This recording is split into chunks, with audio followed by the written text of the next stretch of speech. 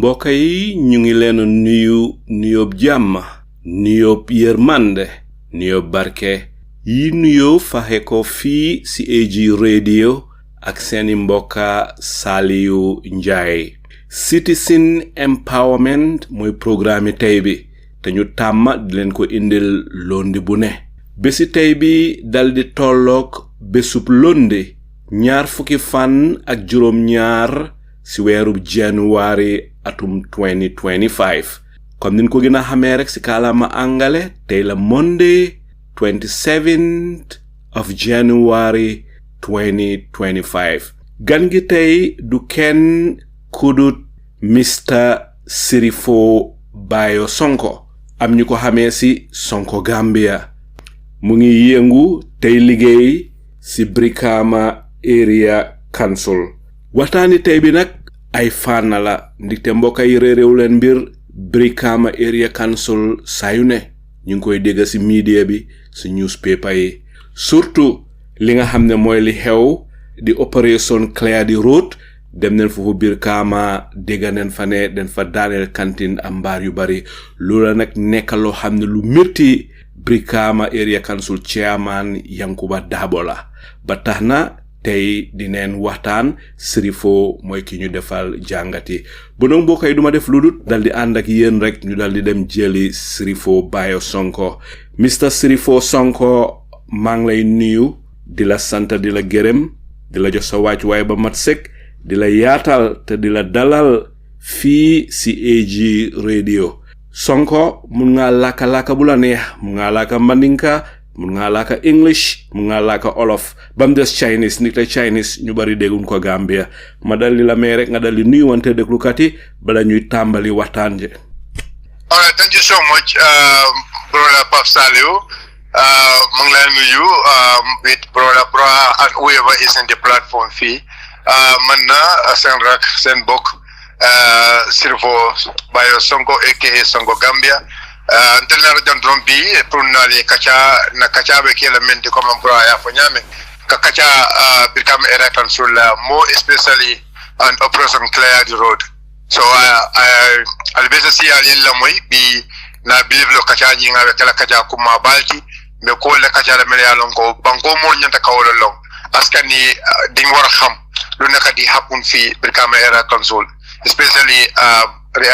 operation clear the road. Thank you so much. Jërëjëf Sonko Gambia Mr. Sheriffo Sonko ni ko defee noonu neex na ma torop wax ci Olof ba pare wax ci Mandinka biko den buga tamit sun déglukat yi nga xam ne déggul Olof ñoom itam ñuy xam li ñuy waxtaanee soo mu ne loo wax ci Olof rek wax ko ci Mandinka su ko defee ñëpp mun a dégga Mr. Sheriffo Sonko yow nag wax dëgg ràññee neen la bu baax ci parti bi ñoo ooyee UDP waaye nag ma bugg a xam rek ñi la xam bari neen si ñi la xamut kan mooy Sheriffo Bayor Sonko. Thank you so much, kontaan la Sheriffo Bayor Sonko aka Sonko Gambia man Gambian na I originally came from Badibu. I was born and raised up in Badibu, Kerawan. I attended Kerawan Secondary School to Amity Senior Secondary School. From there to Gambia Technical Training Institute, and from there my humanitarian liggéey laa doon nekk di def comme charity work laa doon nekk di def. I was able to build my own charity organization called Sharing Wonders UK, and from there I built up another one called Sharing Wonders Health and Sharing Wonders Healthcare. My liggéey boobu noonu, that is my job. We were providing clean drinking water to people. High school, from the university to primary schools and the like. So, and then, you don't dimbal widows, villages for Ramadan, and especially then they provide kurbani also for Tobaski. So Lijay Bowula don't know after from school, more than small Lijay. I was doing that for almost about 14 years, and from there I learned to go see politics. My own see politics, but I no come on see politics come like before, come now, because time Bubu no time money content humanitarian work. I was working for everyone. So because humanitarian work and politics sometimes they cannot go together, because I want to serve everyone. So Liye Bobula the country is going in the wrong direction, because the Majesty, if you are helping people and someone is there to destroy it, why not we all put our hands together to make sure that person will move him out. So Limota Madukasi fight against Jammeh, understand that Madukasi fight against Jammeh strongly it started in 2013, 2014, 2015 comes to 2016. Bokana Siniti on the Tahawan and Buba President Adama Barrow because people were traumatized, people were being tortured, people were being killed. So you don't happen in Gambia. So that inspires me, and I have to make sure I put my voice to the voice of the people. Understand that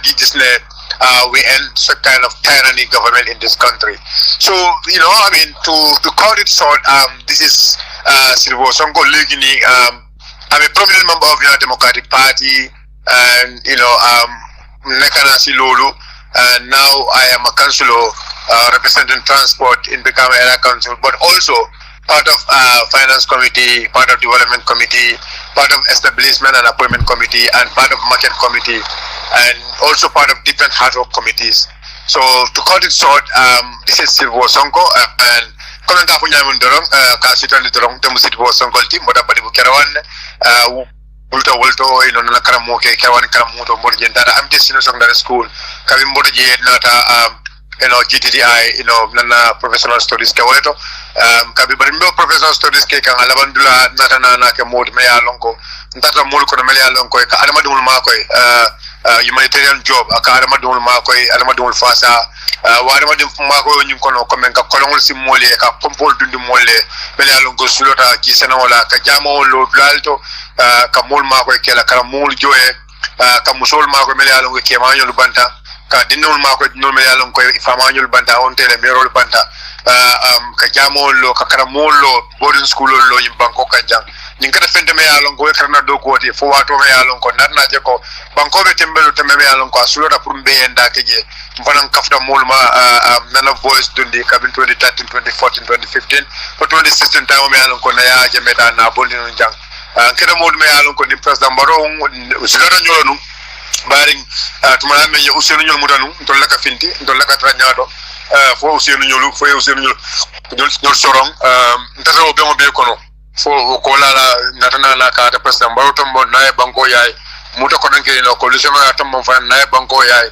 ntata ko ma ka security diala ka protection diala but not only security. I can say even you ask the president, he will tell you in those days financially I contributed to see that we have kids in this country kafalon so nyum banko kanja abeta na wala kamen kele wala nyundu ko gambe kendo gambe me alongo gambe do bebe fansor la tonya be sabatla na fulo be tankala banko be develop la fo arawul be fanjela no ko fanam mu fellet me alongo new be nyum banko kanjan wala mdalilo to me alongo wala inspire pour kadum politiko kono so bari diamo be nyato inshallah la baraka bage but sans be do ko Brikama Area Council mu council to je me alongo transport bari mbe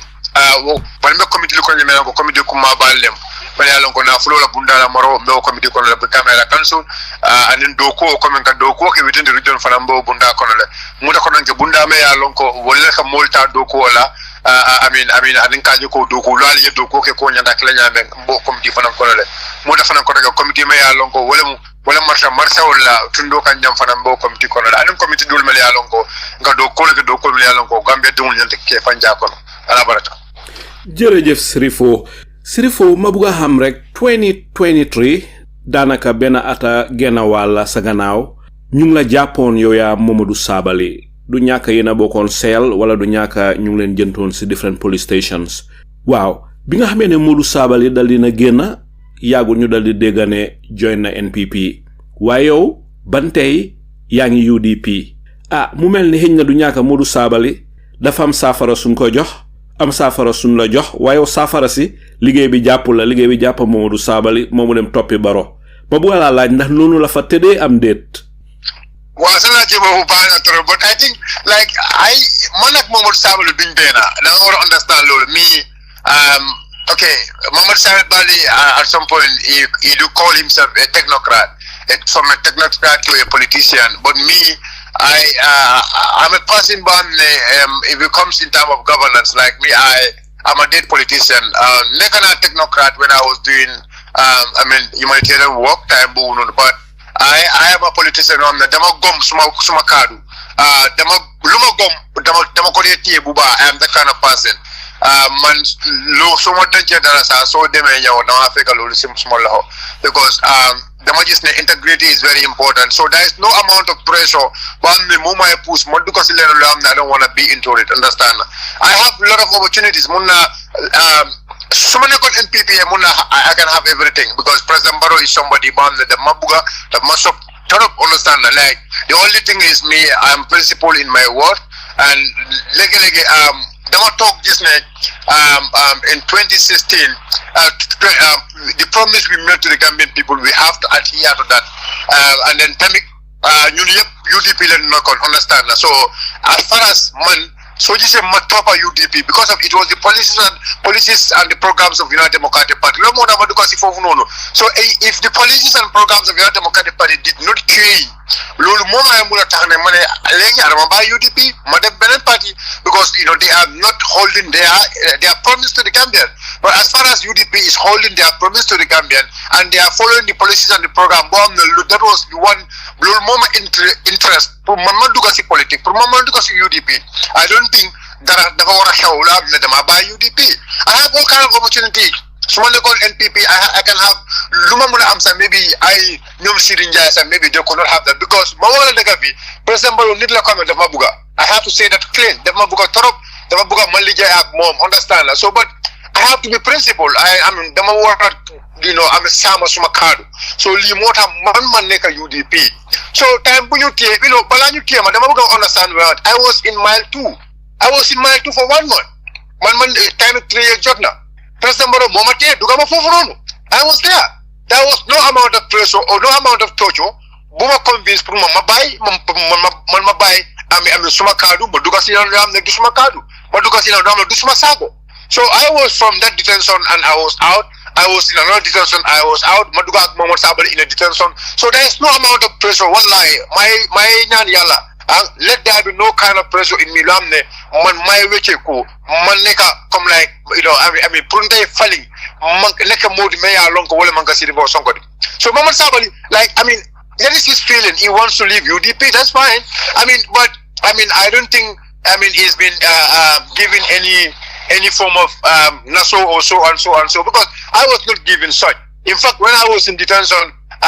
for almost about 48 to 72 hours, nanuma, left because that was something one I mean it. I will because this detention is illegal detention.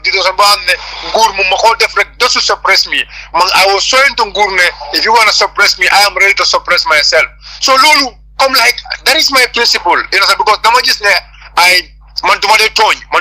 ken, but man damade gom luma sineka ndabuga tonyeroke ndebe memmem konon kala walela. So nimma sakunda ko yenta mutale e komen ka boyin kan ka sapin kan no yenyim banko kan jende. So but no amount of nyapin kan no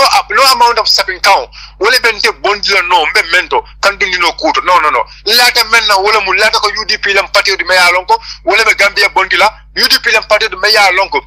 Gambian call baby fangela wala kono lata ko ni parti o ni kabrin ka duwa kono ne le principal jele. I have seen their health policy, I have seen the agricultural policy, I have seen the youth empowerment policy, I have seen many of their policies me along go ente nyabo. So those, as far as those policies will mount change mina ba tinembe boloje na fulo tenta pa falindila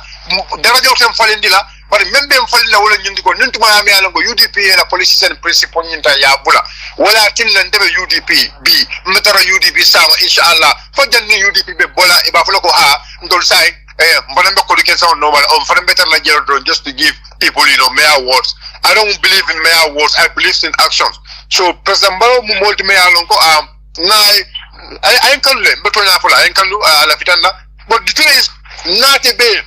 Na ido mendi mol 2016. Wala ido kida fendi me alon ko atamal pare kati mandi because ngolo go sanji saba kola na masakunda me alon ka be kala gambe be na masakunda. Ba ta ko no e mol kafuta ka mel alon ko wala dabe nu ya jembe no man nun jang kanyum bankota kabula nu mantoro kono. Bi President Barrow wala fitandi molti me alon ko wala liu diala. Nina fani endeni President Barrow na kujama baleke, especially during the struggle time. President Barrow, there is no way at Damento during the impasse. Damento go to Sheriffo Sonko Mantaraje. I move with him. I make sure wherever he is, his protection was my key because I believe that the changing was a change. Then we have to make sure the change stand. The voice of the Gambian people stands. The voice of the Gambian people was this go. President Barrow. That is my plan. Thank you so much.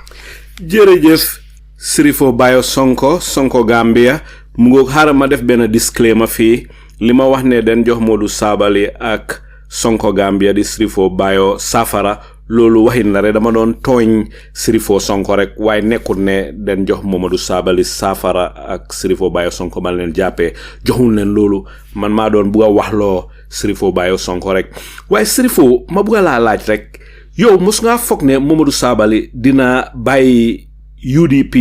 dem toppi NPP ak li Sabally wax yépp ba pare ma bugg a xam biñ leen jàppee ndax yow gaa yang la doon forcé pour nga soree nda dem toppi NPP.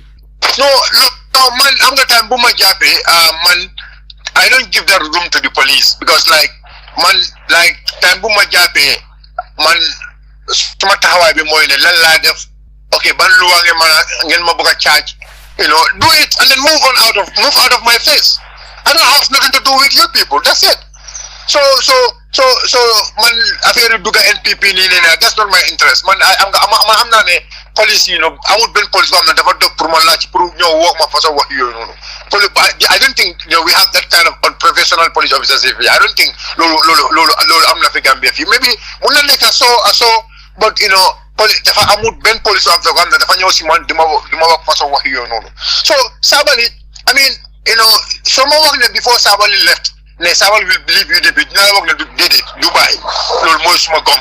Because Sabally is somebody am na dama dey wax ak mom, dama dey waxtaan ak mom, suma nit la, understand, suma nit la. Lolu mom I have to attest that suma nit la, suma mag la, nit la ko am na dama bëgg understand nit la ko am na dama ko bëgg. So I never thought Sabally will leave UDP. Nemna mi ko Sabally be UDP bulala. Mole me yalon ko kanu tierle mu na ka kale ka kujamala kinyola nyoka. But tuma me yalon ko na mo ko about UDP. I mean, it was a big surprise to me. Really, it was a big surprise to me. But I mean, at some point, I see it has a civic right. If you want to leave, why not? You can go wherever you want to go. But remember, Sabally departure from UDP was conditional. One have to see that. Because Sabally is here, I mean, you have seen orders like Mamburanjai and others, Melialongo, the Commission of Inquiry have stopped them to work. But, they put themselves to the government and government give them positions. So maybe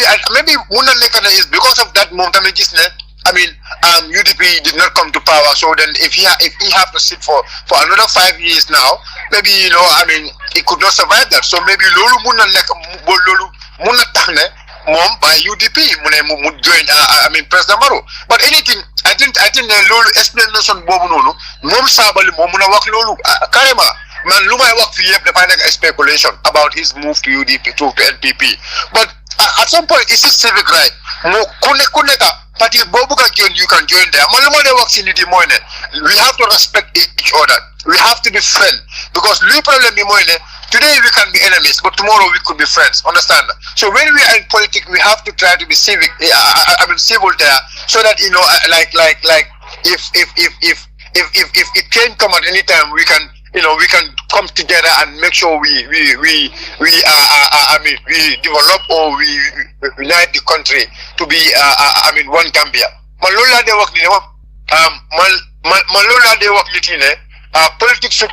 should not create havoc between us. So we have to be friends, we have to be family. But when it comes in terms of politics, we need to be very principled on our political stance. We have to make sure we believe in our parties, We believe in our party agenda. We have to sell our party agenda to the people. So politics of caricature, I am not going to be part of it. But I will always be part of politics. I will criticize the government. I will scrutinize the government. I will hold the government accountable because that's the government I am paying my tax to. Thank you. Jërëjëf Sheriffo ñu bari gisee neen la ne yow da nga gëm UDP te ñu bari gisee neen la ne sa cofeel ak sa buga si UDP lu déggu la ñun ñu bari loo leen la gisee ndax mun ngaa use plateforme bi nga wax Gambien ñi ne doo mus di bàyyi UDP te doo mus di dem NPP ndax mun ngaa use plateforme bi nga dal di confirm loolu tey fii si AG radio. am nga like one thing loolu laa di wax nit yi ma ne leen ne I will always be very careful. Dama take some time bu baax suma nekkoon si platforms. That's why man can do ma mun a VAR so si suma kaddu because man dama xam lu may wax lu ma la mun a wax fii mooy ne man UDP laa nekka UDP laa gom policies and the principle of UDP laa gom and as far as UDP send policies and programs is in line with my principle. I will be in UDP forever. Lolu mom muna la wax lolu fi. Understand because man UDP la gom. UDP I believe in the United Democratic Party. So lolu mom I mean that is very clear. Man I'm never let me tell you something. I will never and ever think of joining NPP in my life. Lolu du suma ñaan, lolu du suma buga and Yana Yalla, God the Almighty Allah, to prevent me not to join not to cross carpet because lolu cross carpet in my career is something I believe ne lolu na ya hasma lolu ya hasma career la. So suma gom moy ne pati buma si neka from the start pati bobu la wara neka. But anyway, who knows? Whatever God decides in the future, nobody knows it. But luma muna work tay moy ne I believe in the principles and the policies of the United Democratic Party. Same agenda I believe, and then that's the agenda I'm pushing for every day to see we have a United Democratic government. But what will happen tomorrow, or what will happen in the future? I am not don't want to predict lolo, but lumala muna work daily man. UDP la gom, UDP la buga, and UDP is the party I believe is the party I trust. As far as the policies and the principle of UDP is intact, everything is is done according to the rule of law. Man party bobla gom party bobla sineka inshallah. Okay, wako si mandinka linga wani. Nunca men fo jangolam nyinduko ndemu UDP demolati anunte lata UDP la. And UDP la policies ila tamandir nyalu anila hamo pour be banko do kula nyaming. Wala nde sabun pour nata UDP. Ndama na UDP ko men ka ko karo no. Although na molu na alfa lu ben UDP le. But men ko men ka ko no alfa la taro UDP wo dam mali sabatundi UDP. But UDP hamo men soro Gambia ye nganyo men soro Gambia ye Gambia bondi men kono. Ani patio nyi lota men kan ni ajibe the foundation of the Democratic Party. Iba understand na jelo ko nyi patio mo tonya patiolti. Ye mol tulimbali ajanne ye mol fajan mol ye ko be ka mol la jang. But wo molu ilata UDP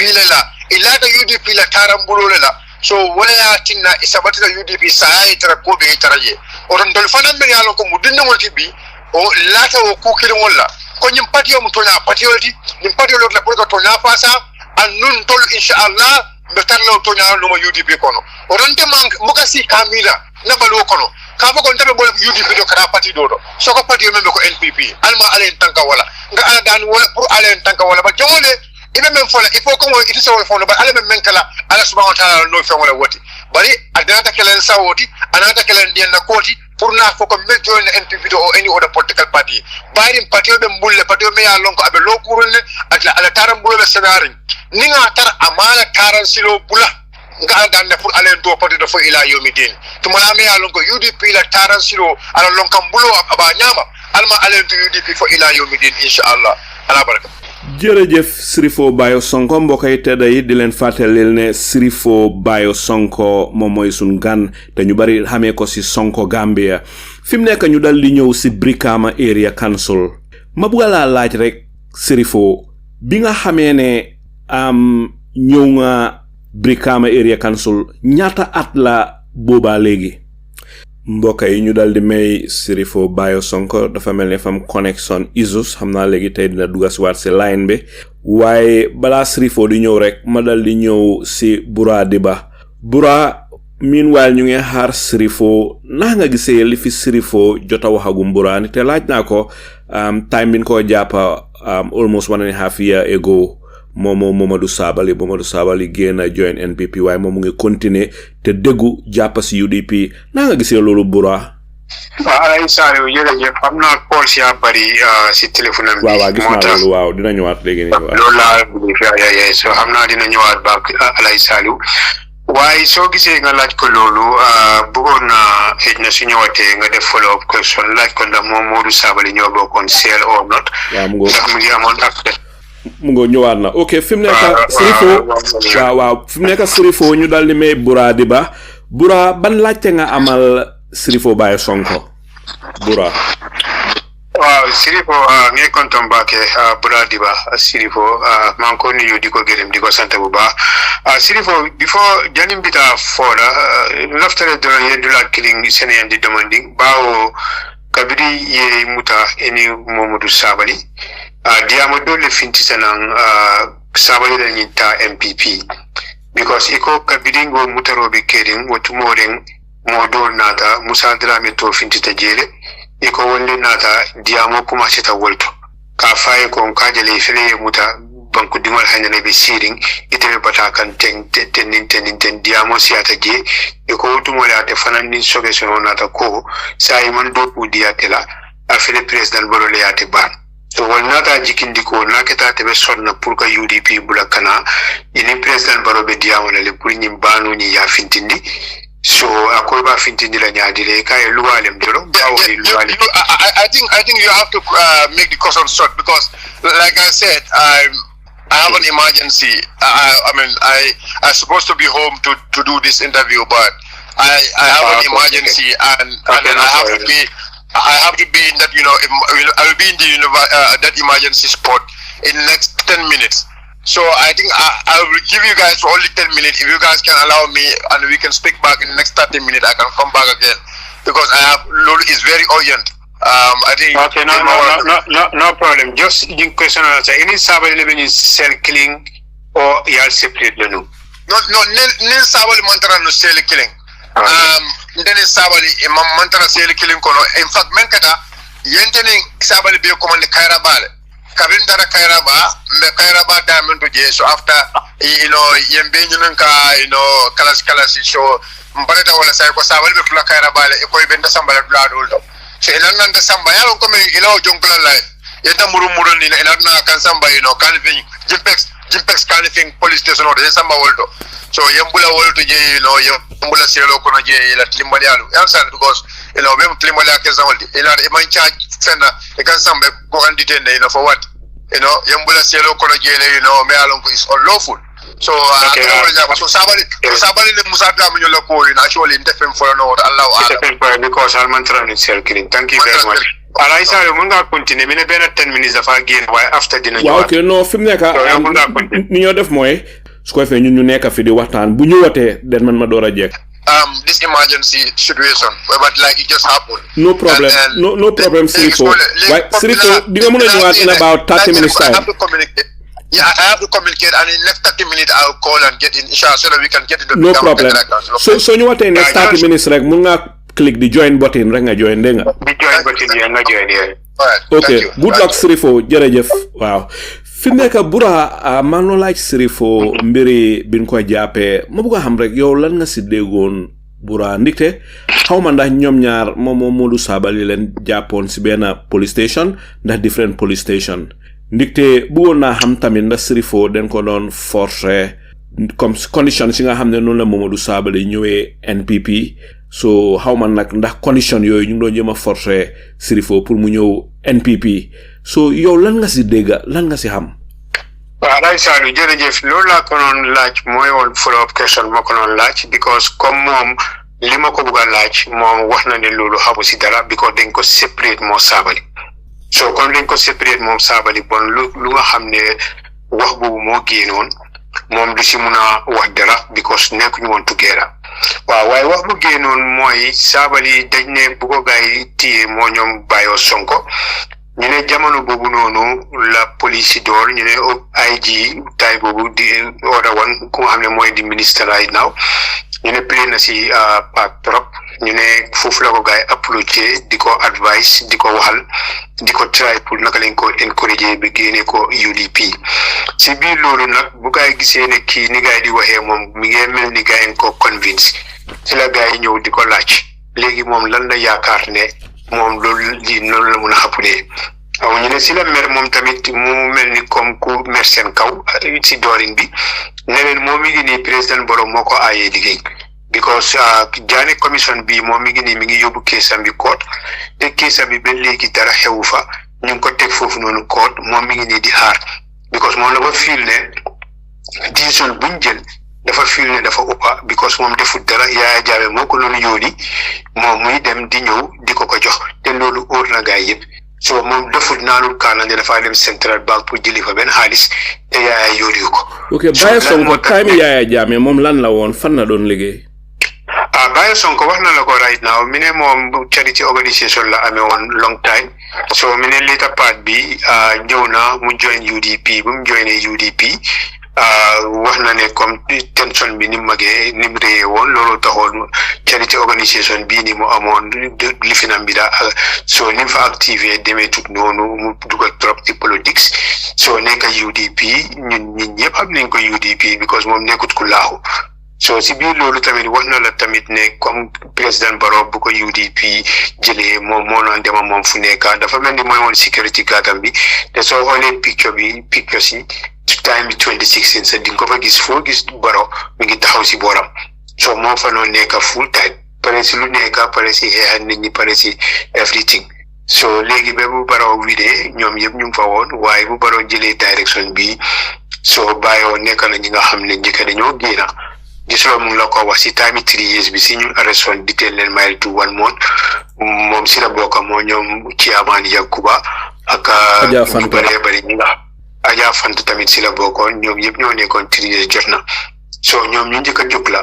pour wane ne Barrow du dem parce que lii lañ agri woon so moom bokk na ñi nga xam ne ñooy woon sécurité gaati Barrow bi time yi lifin impasse bi yëpp su bu Barrow nekkee si AU village sa ñii ñoo fa naan nekk si bunta bi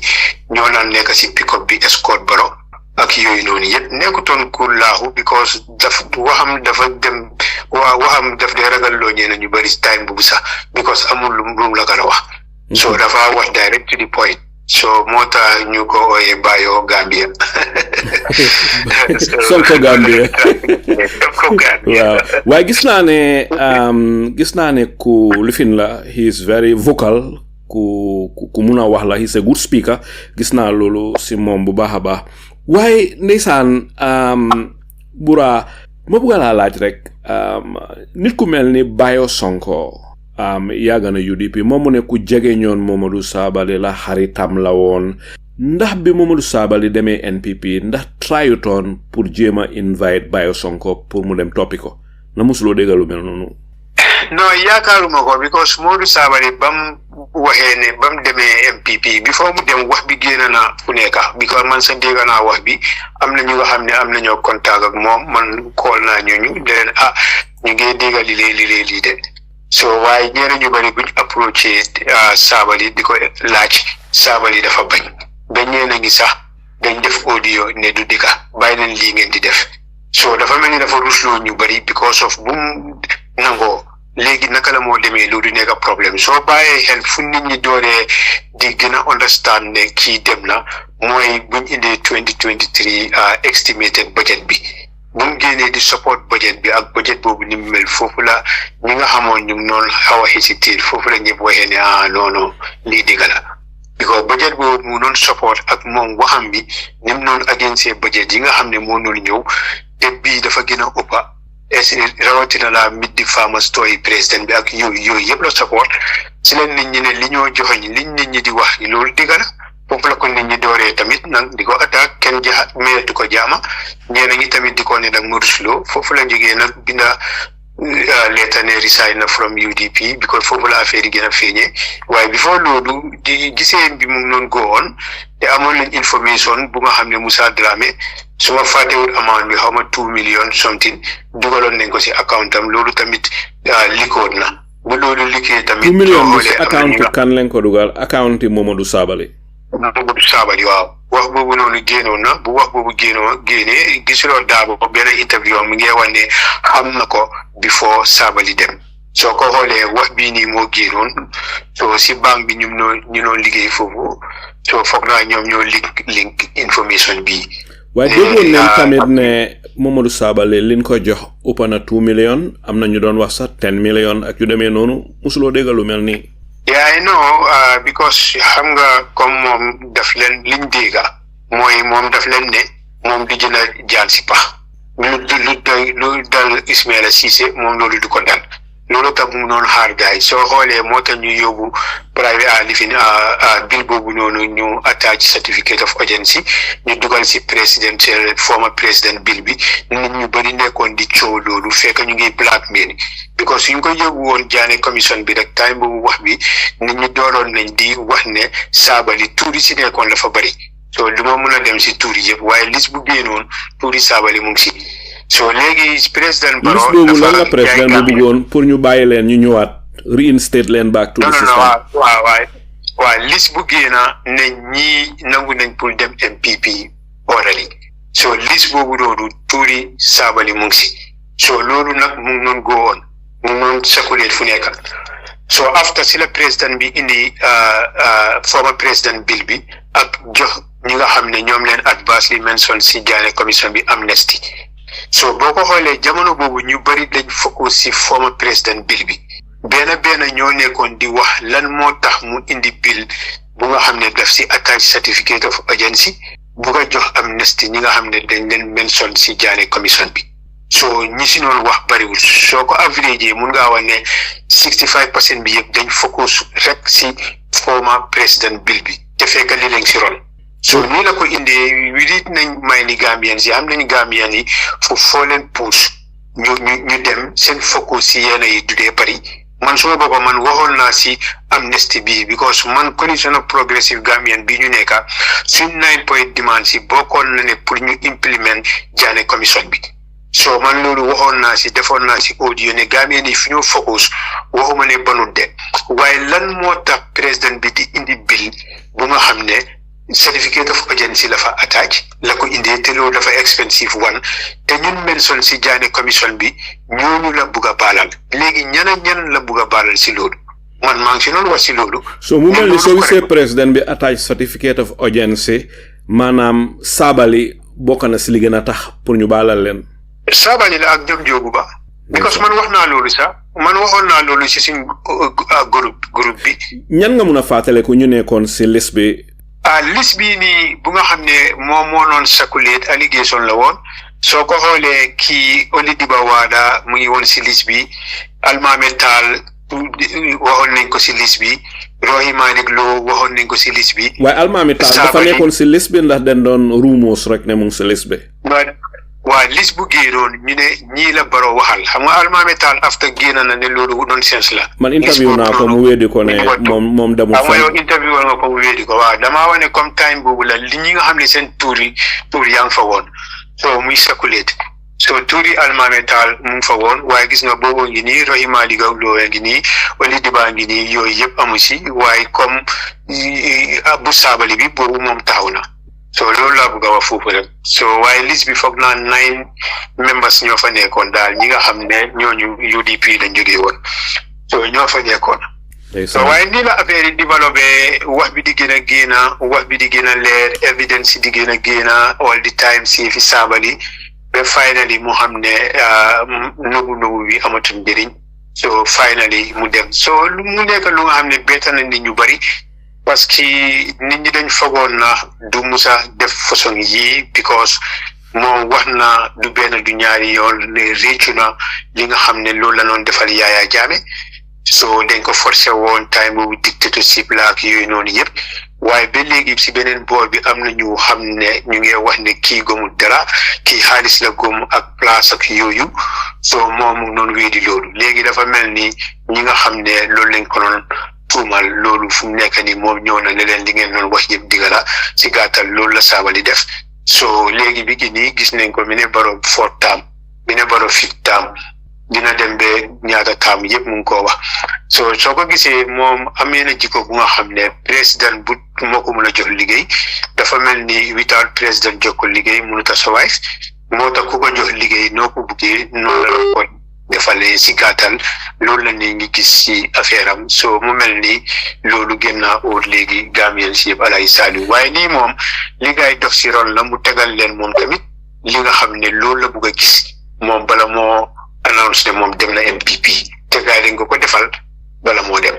alay saali ndeysaan nekk na lu daw yaram mbokk yi te day gan gi tey mooy Sheriffo Bayor Sonko mi nga xam ne mu ngi liggéey Brikama Area Council si jamono yi dafa nekk si meeting rek waaye su kanamee tuuti dina ñëwaat so meanwhile ñu ngi ko xaar ñu ngi def ay jàngat fii di waxtaan waaye am na ay laajte yoo xam ne moom leen ko war a jubale te su ñëwee sax moom la ñuy laajte yooyu waaye nag dineen def fii ay analysis ndeysaan nekk na lu daw yaram amoon na jamono yoo xam ne ban jàppee Dr Ceesay Gambien yépp jóg di wax ne dañ ko war a bàyyi ñun ñi mettitlu ko ñun ñu naxarlu ko ba pare ñun ñi taxaw si gannaaw Dr Ceesay ba gaa yi dal di ko bàyyi ndeysaan Dr Ceesay mujjanteel ba nam def mooy jox gannaaw ñi nga xam ne ban ko jàppee ñoo ko doon téyele ba pare dal di dem toppi ña nga xam ne ñoo ko dugaloon kaso ñoo ko jàppoon mu nekk lu daw yaram Momodou Sabally amoon na jamono joo xam ne amoon na cofeel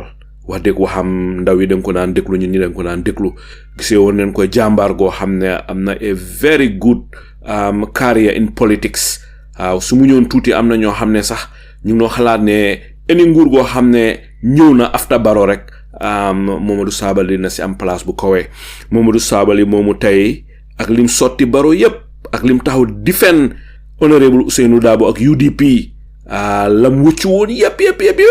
Momodou Sabally dal di dem fam tàmbali wëccu ya mu tàmbali waat fa di mar ba wëccu ya dal di set wecc léegi dafa mel ni ku si boole ñàkk a jom léegi day toog di diju nit ñi di wax naan Barrow 4 term ak kon ni nga ko waxee bura ay 5th term waxi dof yooyu leen xam nga waxi ñàkk a jom dafa am waxi gor dafa am waaye sa dëgg am na ñun ñoo xam ne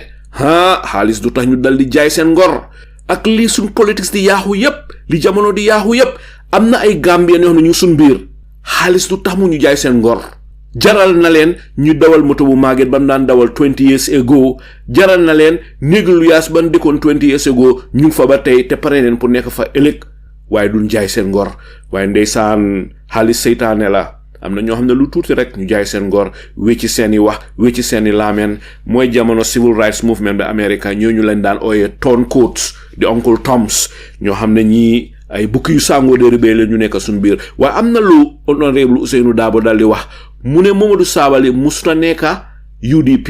APRC la mus di nekk bon mu mel ni bukki bu sàngoo de rebelle la woon rek ku ñëw mbuboo UDP di use UDP as a springboard pour mun a utali NPP ba nga xamee ne nag yoon bi dal dina leer pour na NPP rek mu dal di jox gaay gannaaw waaye ndeysaan am na ñoo xam ne tamit UDP musuna óolu Momodou Sabally am na ñoo xam ne nag demam bi NPP choc na leen daf leen tiital waaye nag ñu ne lu yaagaan nubu rek dal di feeñ Momodou Sabally wan na Gambia ni moom mooy kan comme ni Sidi Ndiaye wanee Gambia ni moom mooy kan comme ni Dr Ceesay wanee Gambia ni ñoom ñooy kan fi mu nekk na xawma nag kan moo des yéen bukki yu sàngoo deri béy ñoo nekk suñu biir te ràññeewul leen ñu ngi leen compté si béy yi fekk bukki leen waaye bala ñuy xam ndax bukki leen rek ñu dal di génnee mbaaja bin sàngoo xam naa ne fii balaa 2026 béy yu bari neen génnee mbaaja bi nga xam ne moo leen sàngoo Gambien ni door a xam ne bukki leen waaye nag yal nañu yàlla musal si façon ñu ñooñu fi mu nekk ma dal di ñëw si Apply Sanyang Apply naa nga gisee li Bura wax li nga xam ne moom la fi Sheriffo Bayor Sonko jot a waxagum. Assalamualaikum alay salio. Thank you very much sir. My new brother def na good analysis fi. My new suma brother Bayo Mr. Mbodj and my fellow Gambians. Alay salio dafa daw yaram trop. Soko waxe affaire yi gor suñ biir. Gambien gor dafa wañé ko suñ biir. Especially suñ now generation. Bu Momodou Sabally suñ ko waxtané dañ ko jox fayda. Momodou Sabally du dara, du musa nekk dara. Last minute tam la nekk ni na continuer ci lolu. Ine comme sosé ni ko dé waye ken do sa bo kurmo kono kurmoy bo ken do kono ñu ne ku baax na mun na jina ci ku bon tamit lu baax mun na jina ci mo bu Momodou Sabally ba de façon doomi bobu la so no doubt about it c'est fo Sonko yaga na ko dégate wax ma ne xam naa ko nii live but he is very open in UDP ak time 2016 election bi campagne bi yëpp gars yi dañu fail Alaaji Saliou mooy bottom line bi ñu ngi ku ñëw rek daf ñoo moom Yahya Jammeh dafa ñëw moom ñu Barrow ñëw mi ne mu moom di same lenge di same people mu maintain leen coono bi nag Gambians si ñoo ko dog nag kenn di ñëw nga foog ne woon ne yaay sa baay moo sanca suñ government bi déedéet loolu lay war a jeexal so ñun suñ constitution bi ñëw vote ñu waat draft constitution file constitution bi amul njëriñ kon ku ñëw rek dafa am moomee woon ñu ne constitution bi moo ko moom loolu Barrow am fit mu toog mu travis on 2024 papers mu teg ko suñ kanam ñëpp a ngi teekaral mais no Barrow moo sanca Gambia moo ñu moom Alaaji Saliou Yahya Jammeh lu leen yóbbooy te li ne yàgg Gambia de ko jaami ñoo bari suñ bi Momar Sabally toog naa mu saaga sama mbokki sosé yëpp mi ne Yahya Jammeh léegi mu taxaw mi ne Yahya Jammeh moo ko forcé dafa gat ngeen baal ma si waxin façon doom boobu la we heard of Momar Sabally for long li nga laajee Sheriffo Sonko xanaa moom dina toon from UDP good question ko jaami ñoo bari suñ bi loolu la suñ government institution si mënu ñoo dem suñ waree order seen stationery si foofu la ndee making millions out of we the taxpayers suñ yaay toog si marché bi nga ñëw a sa ticket nga jox ko bàyyi foofu su ma fay su ko fayee municipal police dañoo buub seen bagage yi xaalis boobu ñu dajale ko jox ko benn doomi xaraam mu ngi koo dundee mu jënd ay moto yu seer nga xam ne musu koo am si dundam boobu ne Gambia government la Gambian taxpayers yi seen xaalis la seen yuñ tey kay ma ñëw toog ma lekk ko lii moo si nekk Alaaji Saliou lii fu ñu jànku wante na Gambia si dañ war a jóg ñu waxante dëgg Barrow baayam sancul Gambia nobody will come nga moomuñu loolu dafa war a jeex Gambia ngay fay sa bopp $500,000 yow sa doom yi réew yi amuñ lu ñoo dundee sa doom yaa ngi dee yooni gannaaw bi lii ñàkk a jom la Alaaji Saliou fu ñu jaar ñu wax dafa métti si xol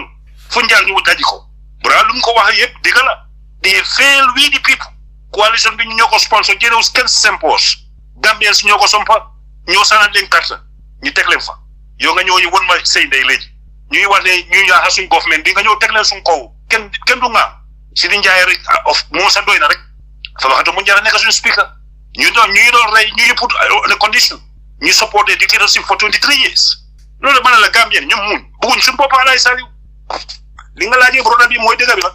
mooy dëgg bi góor bariwul suñu biir Alaaji Saliou an Gambia suñu taxawut na 2026 Barrow suñu jàllee allah subhanallah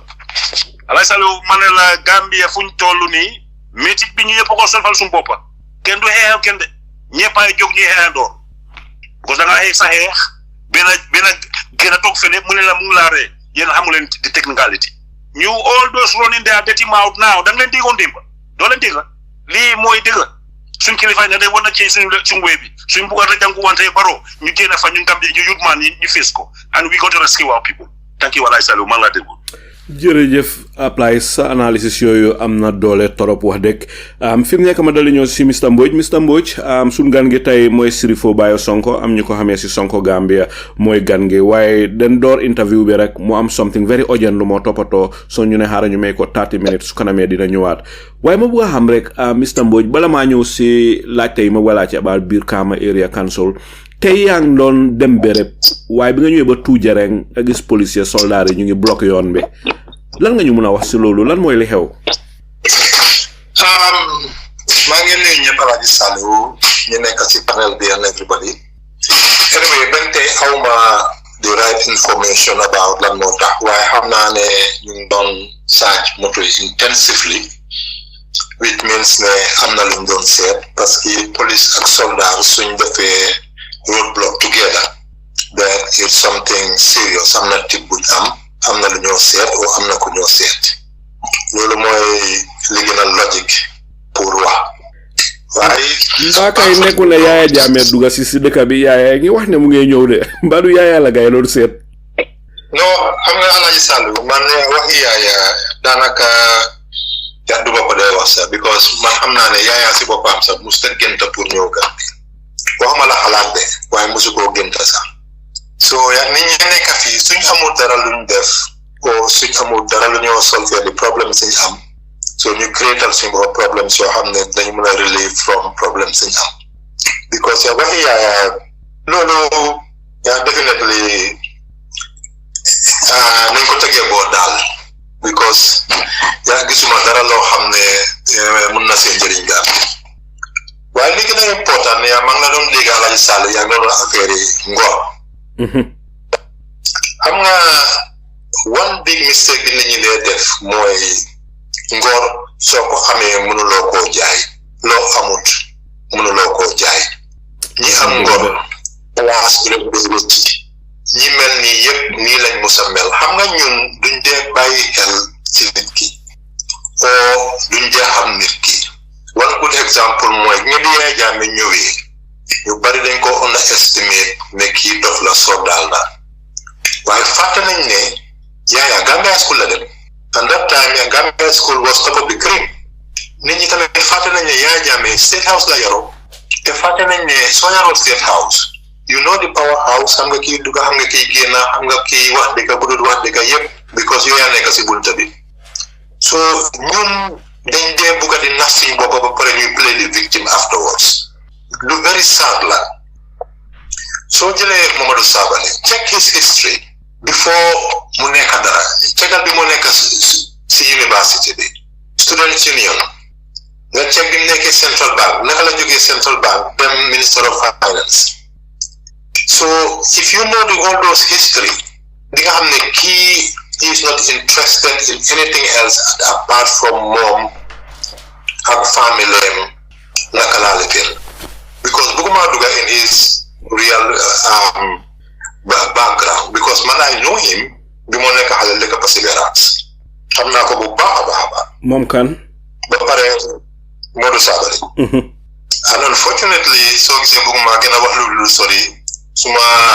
set la seyal waaye when it comes to morality amu si dara when it comes to Gambia he doesn't care moom lim faale rek mooy moom ak njabootam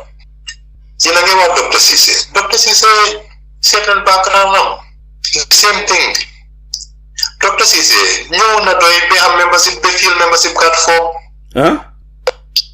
waaw dégguma la de waxaat ko ma dégga Dr. Cissé dafa musa ñëw doy ba field membership form bi ba am membership card time boobu noonu joxeguñ membership card waaye field na form bi loolu ban at la woon before ngay form CA loolu taxu koo yàgga di moom loolu laa la wax Momodou Sabally before mu dem UDP ñëw na ci congrès bi mu ngi fa woon PDOIS waaw Momodou Sabally mu ngi fa woon lu mu fa doon ut daa boobu mu ngi seet fan laa dem cey Gambia cey so xam nga ñi naxuñ ñun ñoo dee nax suñ bopp ba pare play the victim loolu lañ war a bàyyi fu mu nekk nii gis nga nit ko war a dénka oo nit koy jëflanteel da nga war a xam ban façon nit la otherwise mun loo koo dénka mun loo jëflanteel moom ñii duñu dee nax de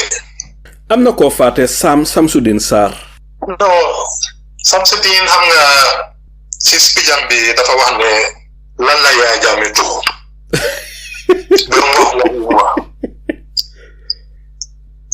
man su ma ko waree laaj dama ko wax rek laaj ne ko yow Yahya Jammeh lan ngeen tuxu ba yow tam nga wax li nga wax jar naa laajte de xam nga ñun Alhaji Saliou ñun definitely ñun amuñu critical mind Gambian bi dafa like to play victim te loolu lañ war a bàyyi fu mu nekk nii ñii ñëpp kenn man kuy dem beneen parti surprise suma since time yi Jawara am na few yoo xam ne waaw ñooñu suñ demee dina ma surprise waaye ñi si ëpp ñi ñëpp mënuñ maa surprise mu mel ni yow bi nga déggee ni Modou Sabally dem na NPP surprise su loo déedéet Alhaji Saliou Modou Sabally xam nga li gën a bon nga jàngate mun loo dundal sa boppa den war loo woon a jànga naka la loolu mu dee am nga jànga pour la pour liggéey den war loo jànga fii suñ nit ñi koo fi daaxal liggéey the next 3 weeks soo ko gisee nga yërëm ko duñ mun a créer dara la nga foog ne moo waral loolu Mbodj because jàngaluñu suñ school yi jàngaluñu ñu nekk critical thinker school soo nekkal critical thinker dañoo wax ne kii dafa dëgër boppa loolu dëgg la kii dafa lii every time ñu expel la man Alhaji Saliou man mënumaa compter ñaata yoon lañ ma expel Muslim High School dina musa expel dégg loolu ma la mënuma koo compter ñaata yoon lan nga daan def ba ñu la daan expel mun naa nekk si yu bari parce que man one of my policy mooy woon ne daw ma Muslim high school pour nit yar ma man I have a contract ak ñoom ñu jàngal ma fay school fees. xanaa fi doon naan dóore time boobu leen. of course ay detention ak man suma detention damaa ñibbi suma leetaan damaa jaay ñaay dugga si biir so I was a very stubborn student. waaye Mbodj yow rebel nga woon de.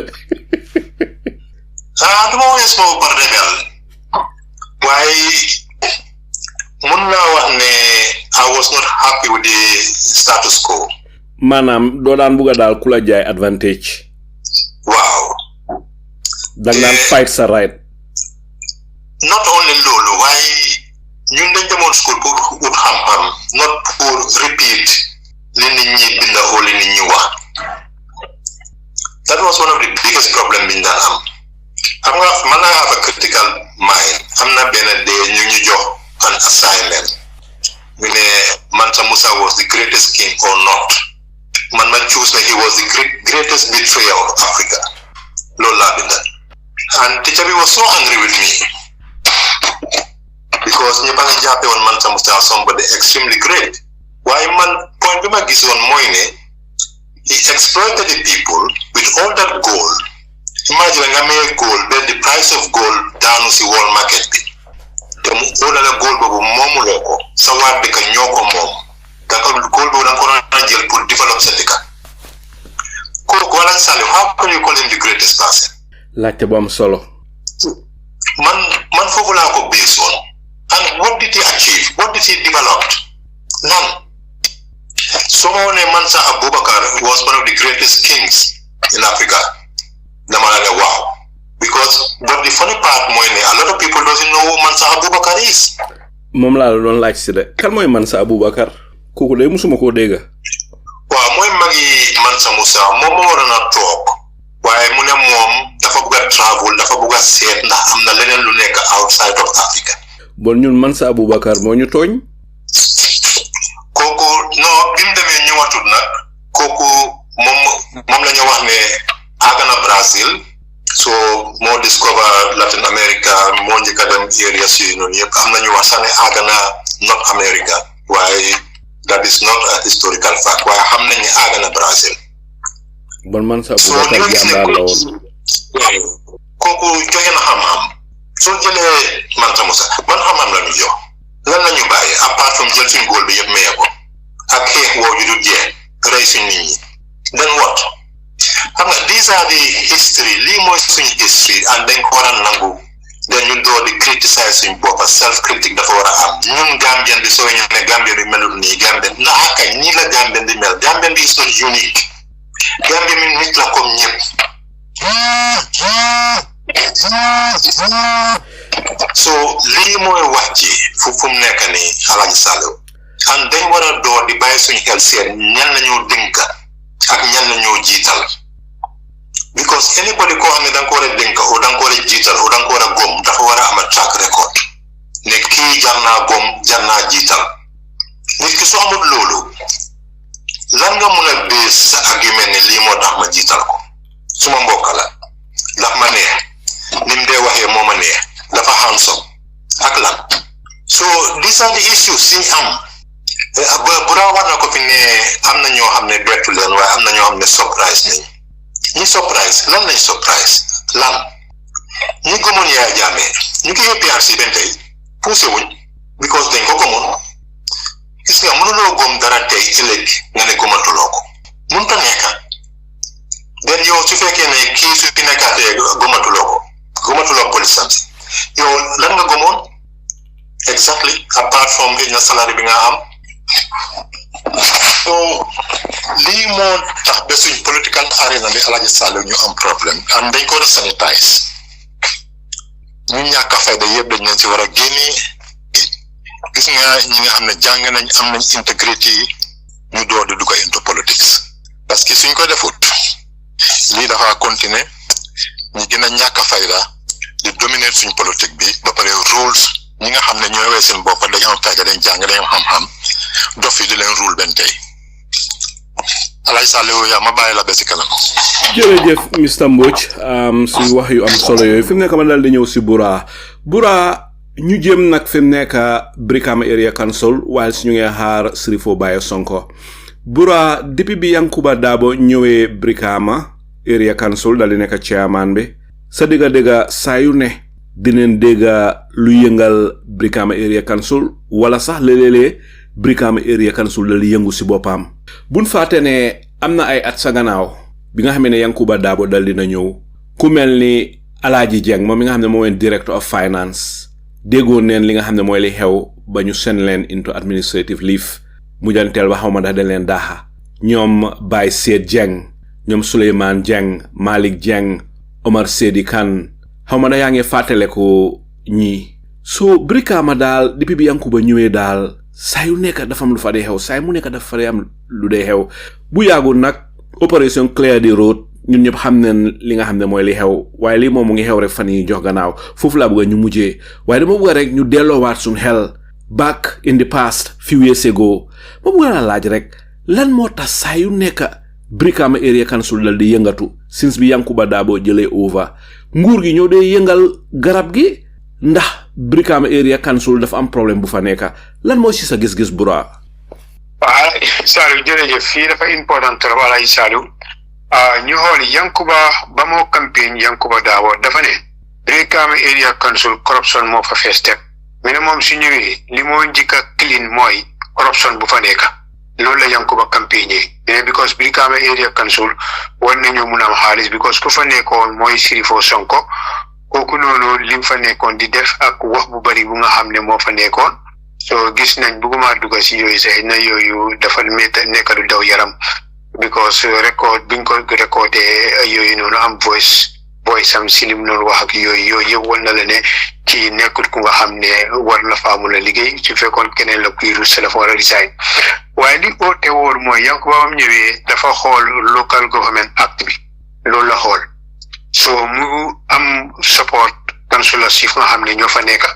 ñi nga xam ne dañ miss UDP ñu ngi fa te gis nañ ne APRC No to Alliance tamit mu ngi fa te suggestion bu nga xam ne daf ko indi teg ko si table bi ñooñu yëpp dañ vote mu change yenn yu bari foofu change account bi change yenn xaalis yi ni moo génnee te chairman bi du moo ko war a sign so lu da nga gis ne central government bi CEO yii ni ak finance director yi gars yi day jël di ko teg si local government bi dañ nekk di def lu nga xam ne di undermine institution bi ni mu war a demee di undermine comme council bi ni mu war a demee so Yankuba gis na yooyu yëpp bu mu Yankuba ñëwee nag fas yéene pour change lii foofu la push and pull bi starté so seen investigation si ñu gis ne kii am na payment si nga xam ne def ko am na yenn yu nga xam ne mu ngi ko doon def di jël alali askan bi di ko def naka si dut noonu Yankuba dafa ñëw génnee evidence yëpp di def ay press conference di woon Brikama Area Council di oo ñi nga xam ne ñoo dëkka West Coast di leen woon seen xaalis bi naka la fi naan yaaxoo foofu la coow li nag commencé moom moo jeng mii di finance director ak ñeneen soo mu gis ne am na yenn appointment ci nga xam ne def nañ ko dafa mel ni népotisme moo fa nekk am na ñu nga xam ne ay ghost workers lañ nekkutoon di liggéey jeng mii nii dafa jël yenn mbokkaan bi sax dugal leen fa ay names ñoo ñu di am sarali te kenn ñëwul di liggéey si loolu nekkoon nag coow bu nga xam ne ñëpp yëgoon nañ ko si la gars yi ñëw gars yi indi pass law foofu based on the local government act ñoom réforme yi fa gars yi def ñu ne dañ bugga ñu suspend ko because óoluwuñ ko mënut a ñëw yaaxu bii nii mu def fi ñëw ne dafa continuer li liggéey ak gars yi loolu nag nekkoon coow gars yi yóbbu ko si local government service commission bi so local government service commission bi tamit di def seen investigation foofu lañ waxee ne dañ ko war a suspend ba investigation si pare loolu moo indi woon coow li soo ko xoolee président Barrow tamit dugga si di support Jeng ak keneen ki di leen support ci gàttal. Jeng moom si ban parti la nekkoon. am nga ñi soo leen laajee dañ dee wax ne ñoom technocrate lañ bokk ci benn parti waaye soo leen xoolee ñoo fa dee nekkal government bi président bi mooy CEO ak finance director yi ñoo fa dee nekkal président bi because council bi amuñ benn right si yëf yi comme yenn xaalis yi ak yenn yi ni moo demee waaye ñeneen ñi tamit dañ fàtte pour gis ne local government act bi loolu sa ñoom amoon nañ doole pour change yenn yi waaye dafa mel ni moo tax ñu fi dee ñëw Alaaji Saliou di waxtaanee constitution bi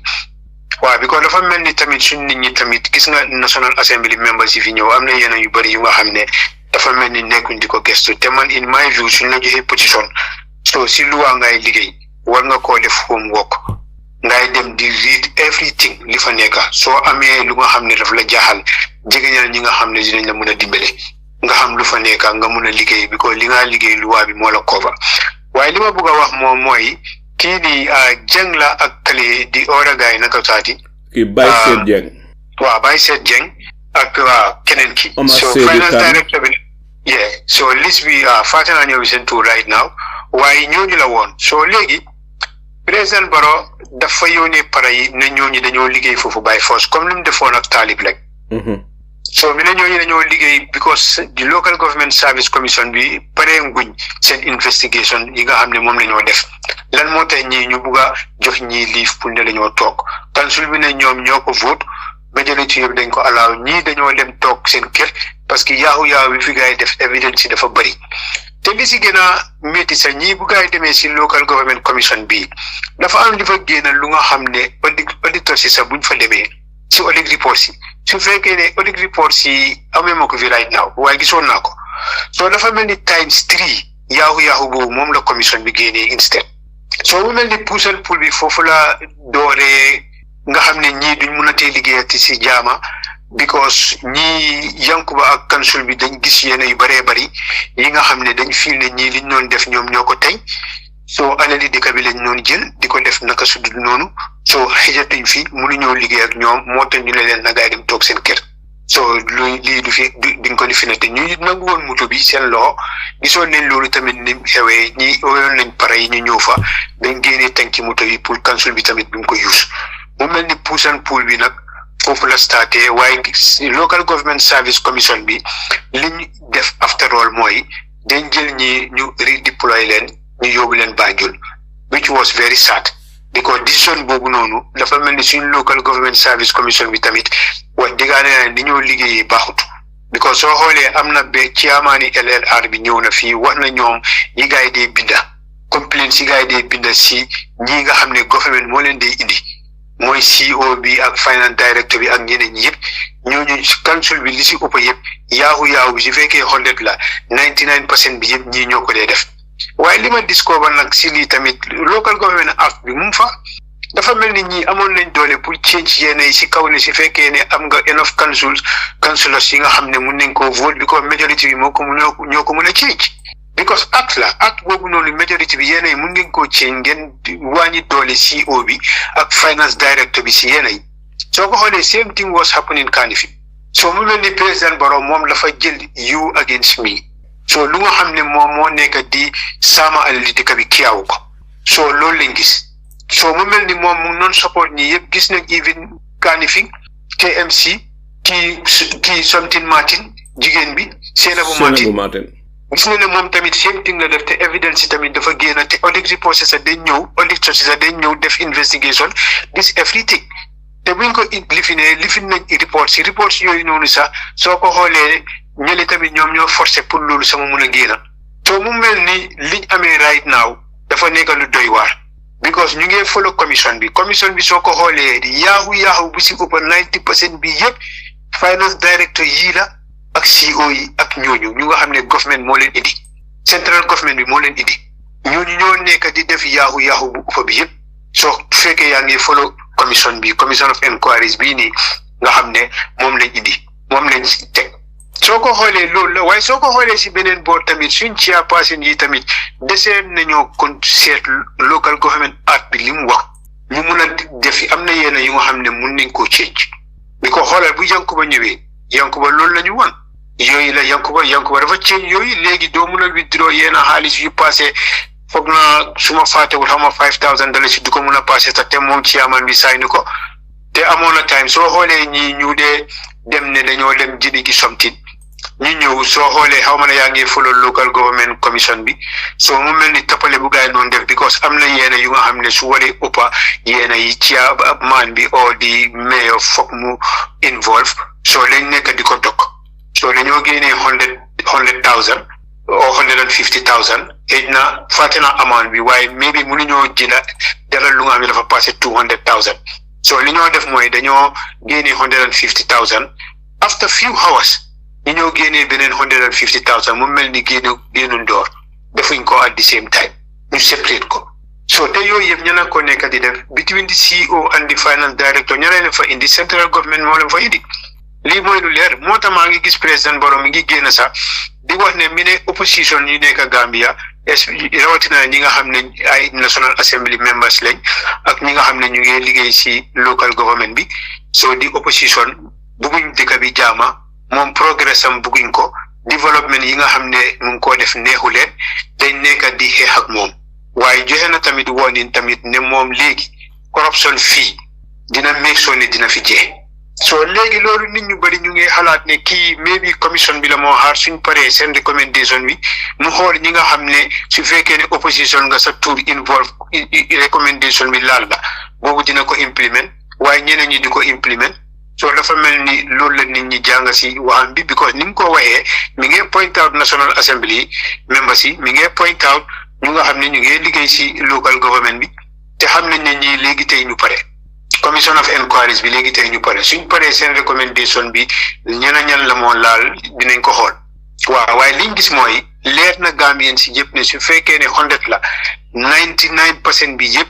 ñi nga xam ne central government ñoo leen fa indi ñoo nekk di def corruption bi Alaaji Saliou dëgg nekk na lu daw yaram Bura am na ñoo xam ne ñu ngi wax ne président Barrow dafa weaponize commission si pour target chairman yi ak mayor yi nga xam ne they are not NPP ma bëgg laa laaj yow si sa gis-gis ndax foog nga ne président Barrow dafa weaponize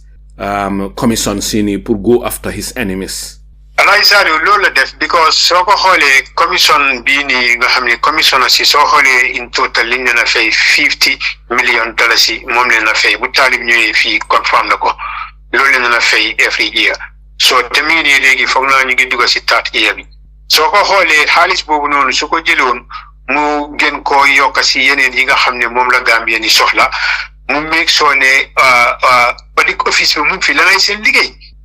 commission yi yëpp baroon nekk di establish soo ko xoolee suñ paree jokko recommendation lu ko dee implement te ñooñu noonu ñun taxpayers yi ñoo leen a fay soo mun loo jël 50 million yow commissionnaire si nii nga ne ñoom loolu nga koy fay te ñëpp gis nañ ne buñ ko establish ban coow moo amoon between moom ak KMC mooy taalib so nit ñi gis ne dafa mel ni moom la taalib la gaay gën a taget mu mel ni witch hunt la corruption nag especially comme man suma maas yi nga xam ne si presso groupe bu nga xam ne foofu laa nekka ñun suñ slogan mooy stop the corruption ñun nag yaa xam foo jógee alali dëkk bi kenn waru koo laal te ku ko laal si li nga xam ne yow daf la ne da nga ko war a fay oo nga dem mile 2 ñun loolu lañ kom waaye nag buggu ñoo gis ñuy xaajaale mu mel ni da ngaa def witch hunt based on audit reports yi ñuy gis dafa mel ni auditeur si sax nekkuñ di liggéey si yenn level yi because xaw ma ne yaa ngi follow gaay Karamba ku fa nekkoon wax na ko sax bu mu demoon Royal Victoria Hospital sorry léegi Edward Francis something la tudda waaye bu mu demee meet ministre bi bu mu ko doon laaj yenn documents yi nga xam ne gisuñ matériel yi nga xam ne moom la gaay jëna equipments yooyu soo xoolee even global living bi global fund bi gat 10 million auditeurs yi ñoo ko génnee waaye dina boobu Switzerland leen fay nañ ko waaye soo xoolee Karamba sax kii daf ko tikku yenn documents sax ñu bañ koo génnee ñooñu tamit ñëw seen report comme génnewuloo ko nanguwuloo comply with the living with the auditors soo ñoom tamit ñu dem liñ gisul mënuloo koo diggaral ne lii la gën a nga lii te jox nañ la ko ba pare alali dëkk bi jox nañ la ko ba pare soo réeré auditeurs yi dañoo dem bind dafa mel ni ñii suñ ñëwee sax comme government moo leen fa teg ñeme nañ Adama Barrow ñeme Gambien si ba nga xam ne auditeurs yi they are having it very very tough time pour mun a def seen liggéey ni mu ko waree because suñ demee si ñii nga xam ne dañ yaakaar ne ñoom Adama Barrow lañ wéeru duñ leen dee faale si yenn documents si duñ ko dee génnee gisuloo Brikama li fa xew moo tax ñoom jën ñi buñ demee si commission bi gis nga li fa génn ak auditeurs yi liñ génnee dafa mel ni guddi ak bëccëg loolu li ko waral mooy bu gaay demee si commission bi boobu noonu nangu nañ pour lifin génnee propriété pour génnee yenn yu nga xam ne laaj nañ leen ko waaye bu auditeurs si demee dañ leen faale wuñ leen niñ leen war a faale so loolu tax auditeur si liñ génnee ak commission bii nii of inquiries local government bi liñ génnee mu mel ni guddi ak bëccëg waaye ba léegi ku nga xam ne yaa ngi follow interview Karamba bi ku fa nekkoon wax na ko de ñii réew leen dee jaay gaay dangaa ñëw yow ngay def sa liggéey yow ñu laa jaay réew lii ak lii lañ la jox lii ak lii nga wan ne moom nga jënda anamu mënuñ koo gis foo dugal xaalis bi ana receipt si mënuloo koo génnee ba pare ñu la koo laaj ngay jaay mer gis neen docteur Samaté last time bi jooj bi sax mu ngi ko high court jooj bi sax mu ngi koo woon because dañ ko invite foofu noonu pour yëfi AKI li fi ni la mu bañ a dem ba pare bindul benn reason demut soo Adama Barrow fii la ñu indil moo tax ma déggee waxam bi tey ma ne di nga ñun Gambian si dañ war a jóg because li moo wax nii ak lii dox ku ko gis doo ko gëm di nga xam ne mi ngi xam ne ñi leen ngee pare si seen lifin bi seen investigation yi nga xam ne moom la gaay di def su gaay paree fan la gaay di submit seen lifin bi seen recommendation bi si Adama Barrow moo ko mën a implement soo tànn bu ko neex loolu la moo def si soo loolu tam muy génnee di joxe loolu soo ko xoolee bi ngay wax tamit comme yëf yi dugal na si tamit série politique bu mu ko wax wane ne soo gisee Banjul loolu tamit set dina tax ñi nga xam ne ñu ngi bàyyi xel commission bi naka la moo mujjee moo mayoress lo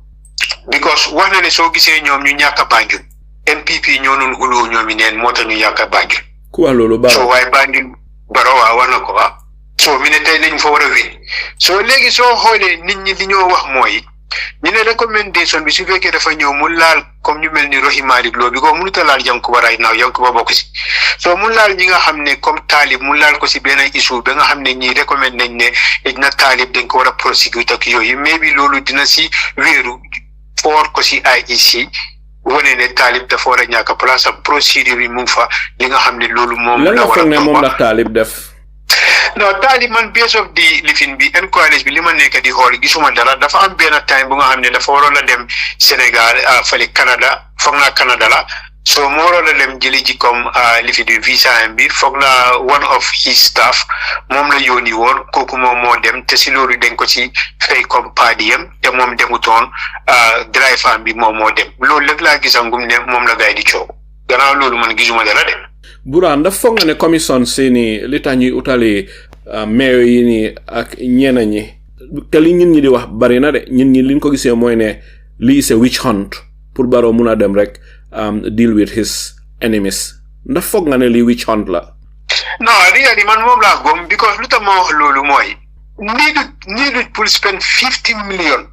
pour establish set up a commission for what na dooleel auditeurs yi nga xam ne ñu ngee dem ñii di leen bañ a coopérer gaay soo dégg na loolu na dooleel loolu moom moo gën mu seef suñu xaalis bi ko ñun amuñ xaalis soo auditeurs yi li ñoo génnee na ko implement ba pare na leen dooleel because soo gisee ñi ñeme leen ñi leen ñeme yëpp government moo leen fa teg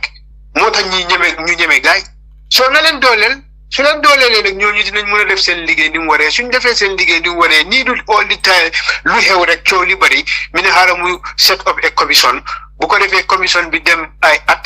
setal bii every year 50 million ñun ñoo koo fay so loolu moom moo jaaduwut Barrow ni moo demee si boppam moom moo jaaduwut dafa nekk di def witch hunt xoolul dëkk bi soo defut di implement dara audit reports yaa nga ne leen ne xambalang si loxoom so yim fi set up yim fi establish commission yim fi establish bari na ñooñu yëpp seen report si jaane commission baa ngi nii forum jaane commission bi ñëw yooyu yëpp implementu dara because naka la moo implementé soo ñi nga xam ne ñoom lañ fa dee tudde ñoo dee dem mobiliser ko nit dañoo ooyee seen boppa technocrate waa indi ñooy dem mobiliser ay nit yooyu noonu bu ko defee ñeneen ñi dem ne Barrow gis nga Alaaji Saliou bul faale li ci ëppa ñu ne gars UDP ñooy wax bu leen faale kii mu ngi laa toppatoo gis nga mu ngi laa mobiliser ay nit gis nga mbooloo bale yëpp moom la soo léegi ñooñu dañoo kontaan moo tax naka la gars yi di fonkee ñi nga xam ne ñoo dee ñëw di audit gars yi duñ leen dee fonka suñ ñëwee dañ leen dee jaay comme reewande ak yooyu noonu yëpp soo loolu moo nekk di ñu sonal soo su coow li bëree nga set commission yooyu waroon naa mun a wàññeeku mu nekk a very very important issue lu war a tax ñu war a set up commission office of the IG ñu ngi fi lan mooy seen njëriñ ñi nga amee unit bu nga xam ne mun nañoo investigate yéen yi sax mu gaaw ñu submit seen report to the National Assembly ak moom Barrow si boppam mu implement ko possible prosecution su mu nee am mu am so loolu la lay jër commission yu bëri saa yu c'était commission ay million moo fa dee duga so ñun ñoo ko dee fay te indi mu jël ko dugal ko si ron table kooku su waree génn tey di waxee nii di nga xam ne kii di nga xalaat ne man suma xalaat am na lu mu pare commission bi la moo xaar ñoo ngi suñu indi seen recommendation mu xool parce que moo waxam bi yëpp si opposition yi la dem nekkul di wax ñi nga xam ne ñoom ñoo sàkk suñu xaalis bi mu ngi leen maintain te seen tuura ngi nii ne xambalang si commission yi nga xam ne moom si boppam moo ko set up nekkul di point out ñooñu opposition si la point out ba ñooñu la soxla moom mooy ñii suñ paree rek wicc xon bi ñii la moo topp gi si fekkee ne ñii am na ku nga xam ne sa tuur duga na si ñooñu la moo topp Alaaji Saliou on est fa dem bi ko waxam bi foofu la dem waxul ne dëkk bi fii dinaa make sure ne dina implement audit report sii nii yëpp ku nga xam ne am nga loo see wax nga dem si code bi su fekkee ne jëluloo am nga loo see wax demal si code bi am nga si right no problème dinaa instruct IGP mu make sure ne mu def investigation possible prosecution mu def ko bàyyi ma si kenn loolu la nit ñi bugg a dégg si moom waaye moom waxam bi soo ñëwee opposition si la wax de soo waxam bi yëpp opposition la moo tax moom moo Yankuba nii la gaay di mujjee rek because coow li dafa bari seen diggante because Yankuba lim pare moom mu ngi koo wax te li ma ne si affaire am tamit Yankuba daf dee génn all the time invite presse bi yëpp di wax ak gaay soo di wax ak gaay di leen explainer li xew ku am loolu laajte nga laajte te man si man loolu moom moo fiyaa bu ko defee lu leerut dina leer ku nga xam ne ñu ngi la si tudda mu ngi laa tudda tamit di la point out su fekkee am na yow tamit loo wax nga génne si ñu dégloo ñaari boor ñu xool fan la digga nekkee because bu mu fa demee ba léegi bu lii commencé soo moom mu noonu wax gis nañ ne Jeng génn na moom tam mu defoon interview mu wax waaye wax bi mi ngee daw tontu bi évidence si kii génnee nangu see duga man si laa xam ne kii sàccakat la kii suñu xaalis bi la sàcca léegi bu ñu demee si commission bi génn na faa leer li ngi sol si audit report si lu ëpp loolu moo fa feeñ Alaaji Saliou digga daw na yaram fi mu nekk ma dal di ñëw si apply ndax nga gisee diggante President Adama Barrow ak Chairman Yankuba Darboe bu Brikama Area Council dafa mel ni diggante bi rataxut te ni mu gisee Barrow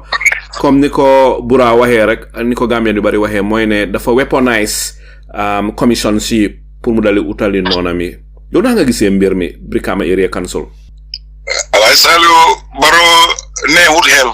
mooy first answer bi to the question Barrow dañ ko dee yóbbuwaale Barrow ameewul li de Barrow enmity bi mu am is his own deeds le mu ko topp ana Sheriffo Sonko te mu ngi ko yóbbu Guinée Bissau def ko si embassy bi foofu kooku ñaata millions la yaa West Coast bi la woo contrôle te dug mën a am foofu bo election bi fail na foofu KMC la ak West Coast bi and the breadwinner of our states investment bi ak nakatruwa sa social local tax bi majority bi yëpp foofu la dee jóge Barrow nju jaaj la fu mu am xaalis rek loolu la topp fu mu mun a am xaalis Barrow mu ñëw yaa commission bi Barrow comme suma broda bi duñ ko waaye Bura 50 million boobu noonu mun naa build ice plant suñ fisheries dépôt yëpp youth man bi ne mun a jàppa jën Sénégalais Chinese yi ñoo contrôle suñ géej bi Barrow neexul xel I go back to the war again Barrow bon moo ko amee Barrow bugul Gambia déedéet kii poosam la moo dawal loolu tamit ne free market economy su mbokki Paul Foutay Sénégalais yeeg ñu moo jox empower ñoo loo defal business foreigners moo defal business 1.5 Gambians ñoo la ñëw empower ñoo la moo defal business Barrow diila la mooy digga du mun a jot taalib du mun a jot Yankuba Darboe ñoo ko ëppa distance yi loolu mooy digga Sheriffo Sonko comme kuñ am nii si radio bi war naa ñëw mu leeral bu baax de ka Barrow ban façon nit la gaa ko solal tubéy mu jiite ñu te mu ngi bañ a wax na mu ngi wax ne Barrow lii mu ngi wax gënaa seddal diggante moo Barrow is an enemy to our state kenn warta seddal suñu diggante Barrow déedéet maa ngi ko doon déglu ak xel trop recognize loñ ko si Barrow Momur Sabally fi mu ko mën a waxee Ismaila Cissé moom kañ la ba ñoom ñi ñu jox Barrow war nañ ko jëlaa xam de Sheriffo Sonko bi war naa ñëwaat di seen keeyam fu ma keeyamaan bi millions la embesul Barrow ñoo indi ko yóbbu Guinée Bissau Barrow daf ñu government la ñu tegal si table so Gambians alim pare ñu face Barrow let's get ready to face Barrow because su ñu réel yëpp ña fa bàyyi Ousmane Sonko of SIS is accomplished to Yahya Jammeh's crimes mu ñu ko bàyyi si office bi we knew all of them so fu jaar ñu wax seen tur réew bi ñëpp a si am doo ma ñëw nga ati ma ñàkk Samsar moom bu la watturam bro bu la watturi Samsar man laa dégg yaa ngi doon ci wuñ sama bro sa affaire Samsar ñaanal ngir yàlla bàyyi leen Sam si biir ñi ñoo yaxa suñu ami bi ñi ñoo tax 94 coup bi Yahya Jammeh bañ a wàcc 2 years with transition dafa war noo wàcc Gambians yi backstabbing bi lañ war a jeexal suñu diggante let's see the country first Adama Barrow lu moo smart antu nii lii di out smart kenn te ñu ko pousse si moom la mu mujjee Yahya Jammeh fan la mujjee te Barrow tam ne mboo besam mu ngi nii alay salo Gambia is at the crossroad alay wante digga ay millions yi moo spend nii Gambians yaa ngi xiif suñu doomu yaa ngi daw légume loo xalaat yëpp Sénégal la di jóge tricoté bi yëpp suñu fer yaa ngi taxaw instead of ñu empower suñu army bi ñu contrôle suñu géej bi fisheries bi ñun tam ñu am suñu all ice plant yi ñuy supply sub region bi déedéet xalaatuñ nii Gambia export center la because Mali is a log land ñoo yësal supply bi Gambia la di jóge nga ñëw this how to call it Cape Verde yëpp Gambia was a shopping center bo léegi it diverted Senegal control everything loolu for un scheme mu daanu Gambia léegi euro ñaata la was income bi moo wàññi so suñu doom yi amuy liggéey port bi léegi lu ñu nit yi ñoo jël dokaas yi ak other jobs yi dafa dinaa wàññeeku tali class yi yëpp wàññeeku na dog yaa bi ñu ñëw train welding bi ak other dynamics technical background yi yëpp wàcce na su ñëpp dañoo daw fu jaar ñu uti suñu dunda so Adama Barrow is not the solution Gambians si li leen wante waxante dëgg suma mbokkay laa yëreem ñi nga xam ne ñoo tàccoo Adama Barrow ñu ko topp with this type of ministers Ibrahima Silla Allah ya Rabbi ñoom Ismaila Cissé ak Momu Sabali bu leen wax ñu sanca Barrow ñooñu leen war a oo yaa ngi am Sonko bi nag is very important Sonko bi he knew Barrow and Barrow we need to know him before 2026 alay salu maa ngi déglu thank you sir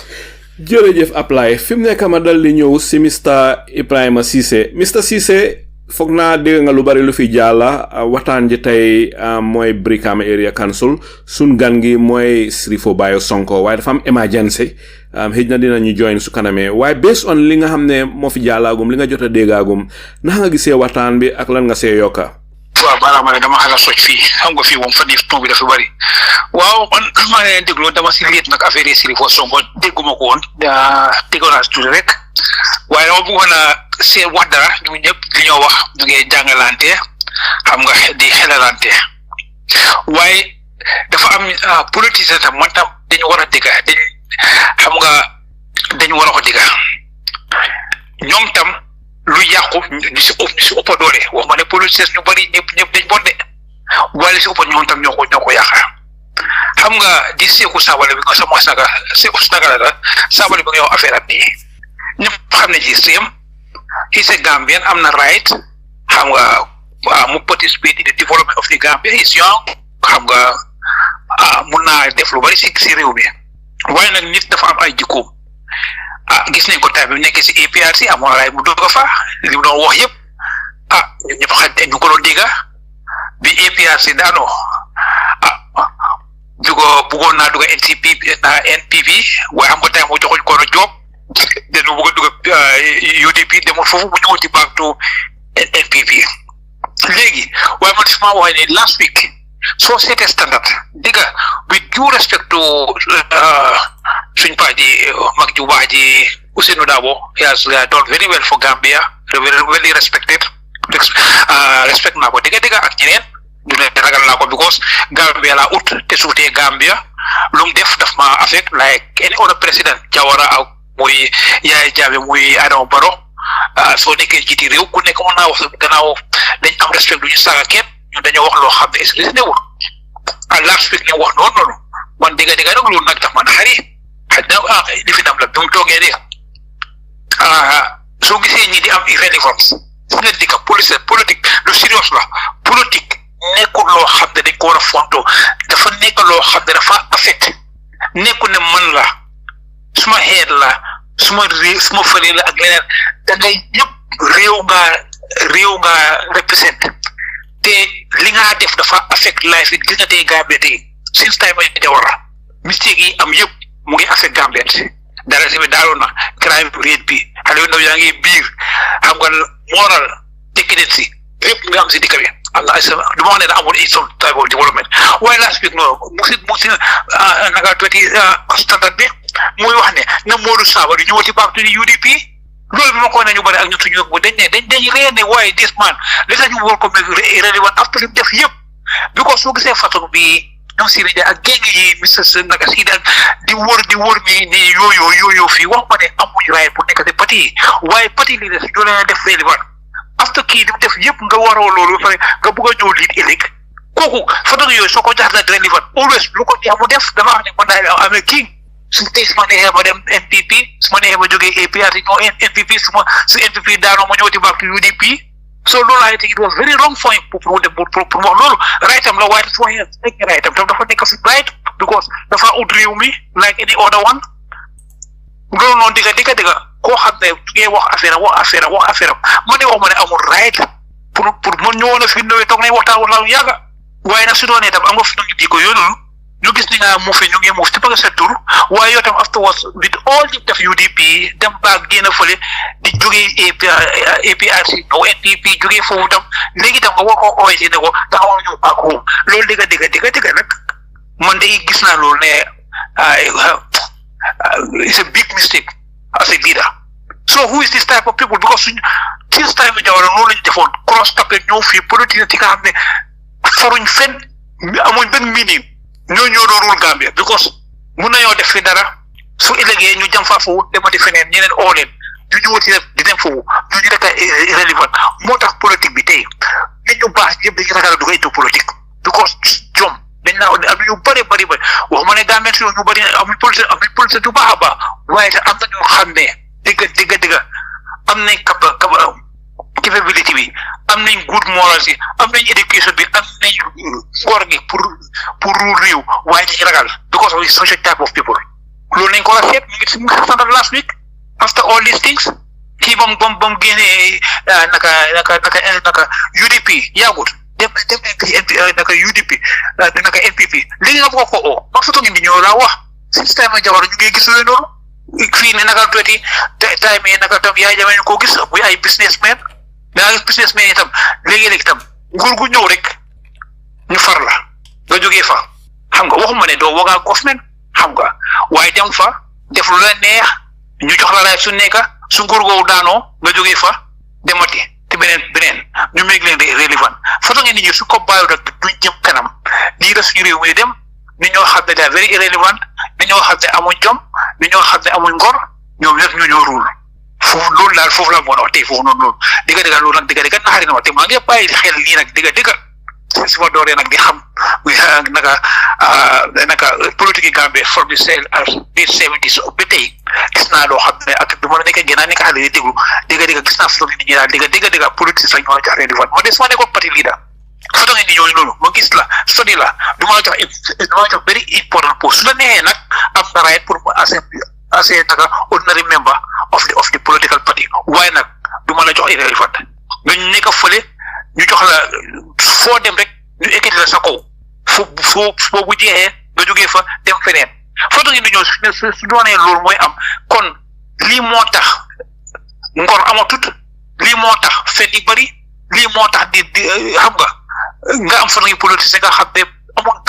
benn moral seetu kenn seen poste ak dañoo seet this is very very dangerous trend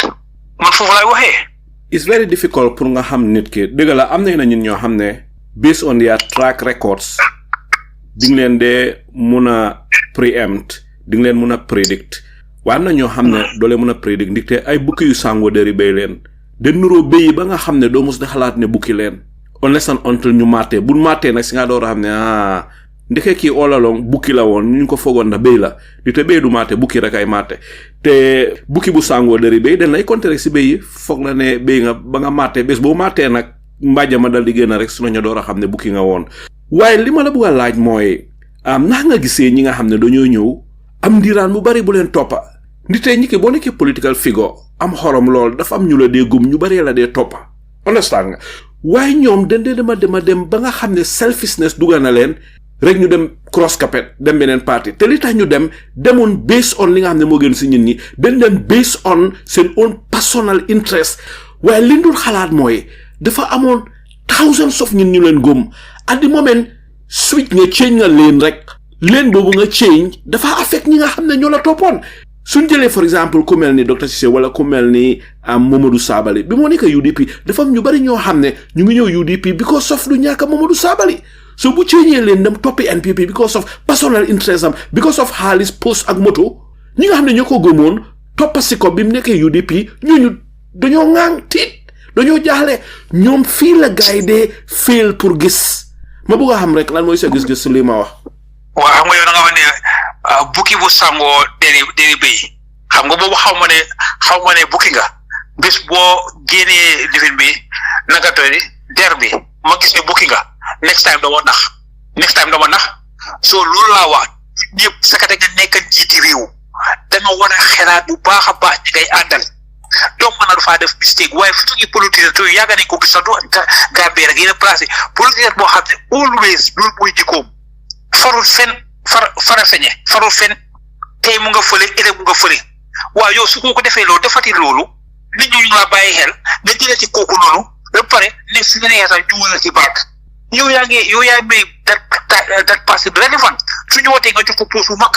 kon nit ñi dañoo ne waaw ñii they are not serious people moo tax Gambie bu seet Gambie su bëri they are not interested in politique nekku ne da nga toppal lii dem rek di wéy rek su fi tàntango yeeg sabar yeeg fële benn ci beeg na ci noonu ñu toog ko fu du loolu da nga war a xam réew mi naka laa doxee waaye su mu Gambie si xamuñ moo tax parti bu mel ne doy du mën a dem fenn because ñoom dañu am policies am programme yoo xam ne fu ñu dem loolu la ñu wax nit ki waaye soo demee rek wax fii ay tisante yooyu rek ñëpp toppal si biiram bi loolu moom lañ foofu lañ war a xamee ne ñu am politicien yoo xam ne dañ am di nga morals dañ xam ne dañu am en bu rëy te en boobu dafa diis en bi su daanoo warta tilim warta dara waru koo laal soo isee koo xam ne loxoom dafa tilim fu mu jaar en bi su yàggee moo tilim o en bi daanoo so loolu nag da nga ko war a bàyyi xel nit te réew du fontu tey Gambia nga ne ñaata def nekk tey am roobar yaa fa dikka bi nga xam ne buñ dikka léju dangaa toog boori ngoon léegi saam dama toog fi dama doon rëy ma ne naka la nit ñi toogee suba kànja waaye dama rek fii bu la ma siisa ko naa jëma suba kan ay naka Gambie bu njëkk kenn laa jaayee da dem ci di jënd ñeneenti kànja juróomi kànja nga jënd nga toogee sa suba kànja waaye mel ni ñeneenti kànja juróomi kànja war a nekk waa $200 kon kañ nga toog suba kànja moo tax koo fi gis tey malnutrition bi demal Gambie nga yëpp nit yi man ba ñu mos ma nii dama dee jooy bi ko ne nit ñaa ngi woo bu njëkk di nga lekk yàppa di nga lekk jën bi gën a lefin teew yëpp ñu ngi def naka lañ def jël des mille factory yëpp kaay ni saa nga ne la ñu ngi am fish farm am jën bi ak jën du jeex waaye léegi ñu ne jël foofu yëpp jël suñ jën yi nga xam ne wala def ko naka flower di ko jox ay mbaam yi ak mbaam xuux yi yow nga war nga bàyyi sa nit ñi xiif ba pare nga jël those type of def so irrelevant gis nga réew da nga koo jox nit yoo xam ne li ñoo wax nit ñu am moral bi ko dafa nekk loo xam ne dafa affect nit ñu bari réew la affect te biir réew mi ay nit ñoo fa nekk ba rabi alay sax dañ si am seen nit mbaam yeeg fas yooyu dañ am seen right pour ñu leen a faj leen toppatoo ñu am grace insalvi ñëpp fa nekk koo xam ne mu si réew mi garab yi àll yi keroog yaa nga maa ngi digga sa amoon nekk programme bu nga am ak Mr Diallo noonu seen very nice programme xam nga environment bi everything should be taken care of ñi ko war a teg kee nag moo tax politique am ñu jël ñoo xam ne dañ leen jox kàddu réew mi ak dooli réew pour ñu doxal réew mi ñooñu nag dañ war a ne ñoo xam ne ni ñu am moral dañ war a seetlu njiit dafa war a nekk jiit yoo xam nga saxaaba de si dina Omar ba mu ñëwee lim ci bari na de kenn du Muhammad ba mu ñëwee tubaab bi sax nañ ko lifin dafa ñëw lim di kaa lifin mooy seet nit ki am nga moral xam nga respect nga sa dikka juuti am jom foofu photo gi di ngoo mën a jox réew waaye ni koo xam ne waxtu nekk rek nga topp fële fu neex rek nga topp kooku noonu warloo ko óolu pour position nga xam ne position bi moo amee ak décision si moo dafa affect people moo tax doomu aadama mu nekk dafa am right pour wax nag gis nga nag ne Gambia ba si loolu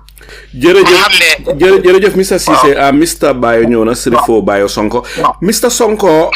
kontaan ne ñëwaat nga Mr Sonko ñu continuer fan emoon lan mooy li xew si sa gis-gis xanaa Gambia government they are after Yankuba Darboe or not ndax gaay den buga luubal galgal faagaagal Yankuba Darboe ndax lan moo tax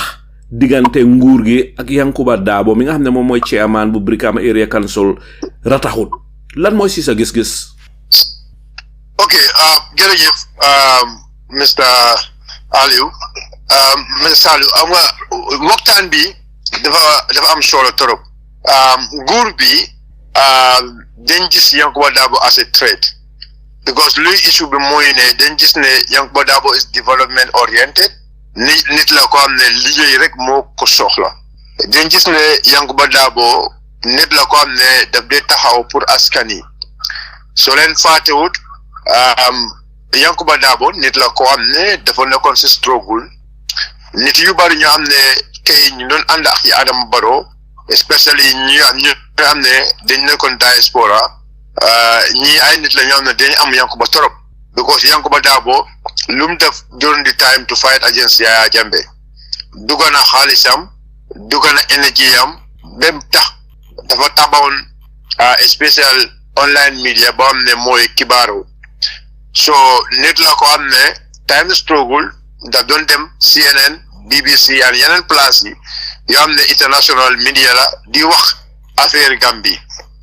so nguur bi dañ gis ne Yankuba Darboe nit la ko am ne daal Gambien yi xam nañ ko bu baax luñ ko xamee mooy ne daf dee taxaw pour askan yi so nguur bi nag loolu leen gis ñu gis ko ak kii trade la su mbaayee kii mu liggéey kii xam-xam bu mu am kii éele bu mu am pour askan yi suñ ko bàyyee rek mu firi rek comme ñun nag askan yi duñ gis ñun lu ñu nekk di def because soo xoolee Yankuba Darboe time bu mu ñëw lu mu fekkee Brikama Area Council ak tamit soo leen xoolee Gambia suñ biggest problème bi mooy ne corruption mooy nekk suñ biggest problème bi soo déggul bu baax si campagne Yankuba Darboe campagne bi mooy ne ñun su ñëwee Brikama Area Council dañoo xeex corruption nguur bi nag bëggut koo xam ne dafa bëgg a xeex corruption ak nekkul ne wax kese la dafa def boobu noonu as a campaign promise mu fulfill ko practically def ko fulfill time bu mu ñëw Brikama Area Council first thing bu moo def mooy ne dama bëgg a xam ñaata moo nekk si compte Brikama Area Council so mu check compte bi mu gis ne gars yi dañu luubal xaalis yëpp bu nekk si compte boobu noonu time boobu noonu si account si mu start di xeexal gars yi nguur bi gis ne kii nag lu mu wax si kàddoom loolu la di def soo kon nag ñun dañoo war a taxaw pour stop kii ñu gis ne daal deful liggéey ko am ne askan yi dañ ko gis but they really misunderstood because nguur daf fi nekk pour liggéey nit du leen saanil karta yow loo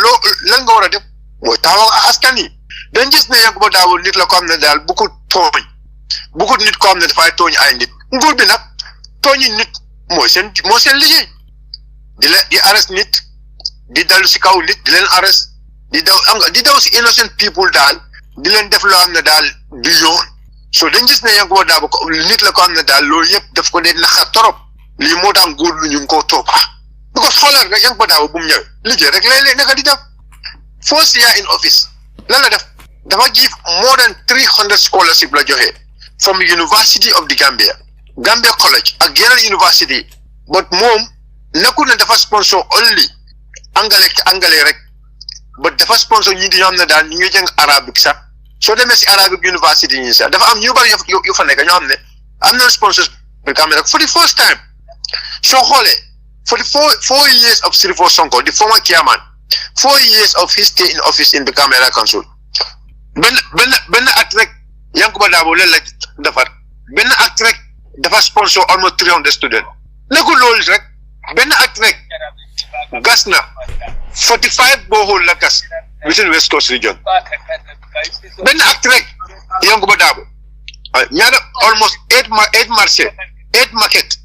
market la tabax within West Coast region benn at rek sponsor na ay nit yàlla pour ñu dem living jakar seen boppa comme ñaan nit yi feebar benn at rek ñaata support la joxe so benn at rek liggéey na commencé na di liggéey yoon so nguur dañ gis ne this man is a threat su ko bàyyee rek askan yi kii rek la ñoo xam so and then Yankuba liggéey lu moo def di crédit bi nguur bi da gis ne crédit bi UDP la day demee parce que soo walee président Barrow mu ne opposition yi nekkul di liggéey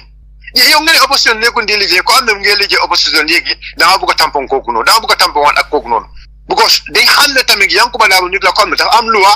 lu moo defar rek loi rek la dee toppa waaw moom du ragal because dafa xam loi bu baax so lii ak yeneen man gis naa ne loolu moo tax nguur bi ñu ngi toppa Yankuba Darboe. yow yaa ngi liggéey Brikama Area Council si li ma xam ku jegeeñ Yankuba Darboe nga ma bugg a xam rek lan nga ñu mën a wax si Yankuba Darboe nga nit ku neex a liggéeyal la ba pare sa diggante moom naka la mel. non Yankuba Darboe suma mentor la suma xarit la suma nit la ko am ne dañ xamante si struggle ok nit la ko am ne daf ma gom daf ma trust lu mu gis si man lu ma yaakaar mooy liggéey lu mu gis si man lu ma yaakaar mooy suma bugg a raw mi lii moo tax mu gis ma lii moo tax mu jël ma di ma nominate pour ma nekk councilor Brikama Area Council so lii yëpp dama gis ne leneen la yoo xam ne daal loolu la gis si man lii moo tax mu jël ma pour ma liggéey ak moom. fi mu nekk ma dal di ñëw rek si Baboucarr Mbodj Mr Mbodj ban laajte nga amal Sheriffo Bayor Sonko. waaw man maa ngi wax confused tuuti is it the same Sheriffo who was mayor before or no the council? no du moom kii councilor bi la. waaw Sonko Gambia. waaw tur yaa nuroo rek waaye kii mooy Sonko Gambia. ok kii mooy Sonko Gambia kii la mooy Sonko fan. kele mooy Sonko Brikama Area Council. kele mooy Sonko Guana bi. yaa ngi tooñ nag waa ji. waaw when it comes to Yankuba xam nañ ne definitely he was the right pick mu ngi liggéey because of xam naa ne xama ko personally waaye maa ngi ko follow xam naa ne ku naxari deret la beaucoup advantage te xam na loi so di nga gis ne moom duñ ko mën a boole si yu bari and soo bàyyee xel si commission yi ñu teg yëpp si moom rek la ñëw mënuñoo yëngal dara morot because definitely moom he knows what he is doing li ma ko ñaanal rek mooy ne mu ngeen continuer li ngeen a def gën a jàppale jigéen ñi gën a yokk seen doole si marché Brikama bi ngeen gën see góorgóorlu because cool yëpp foofu la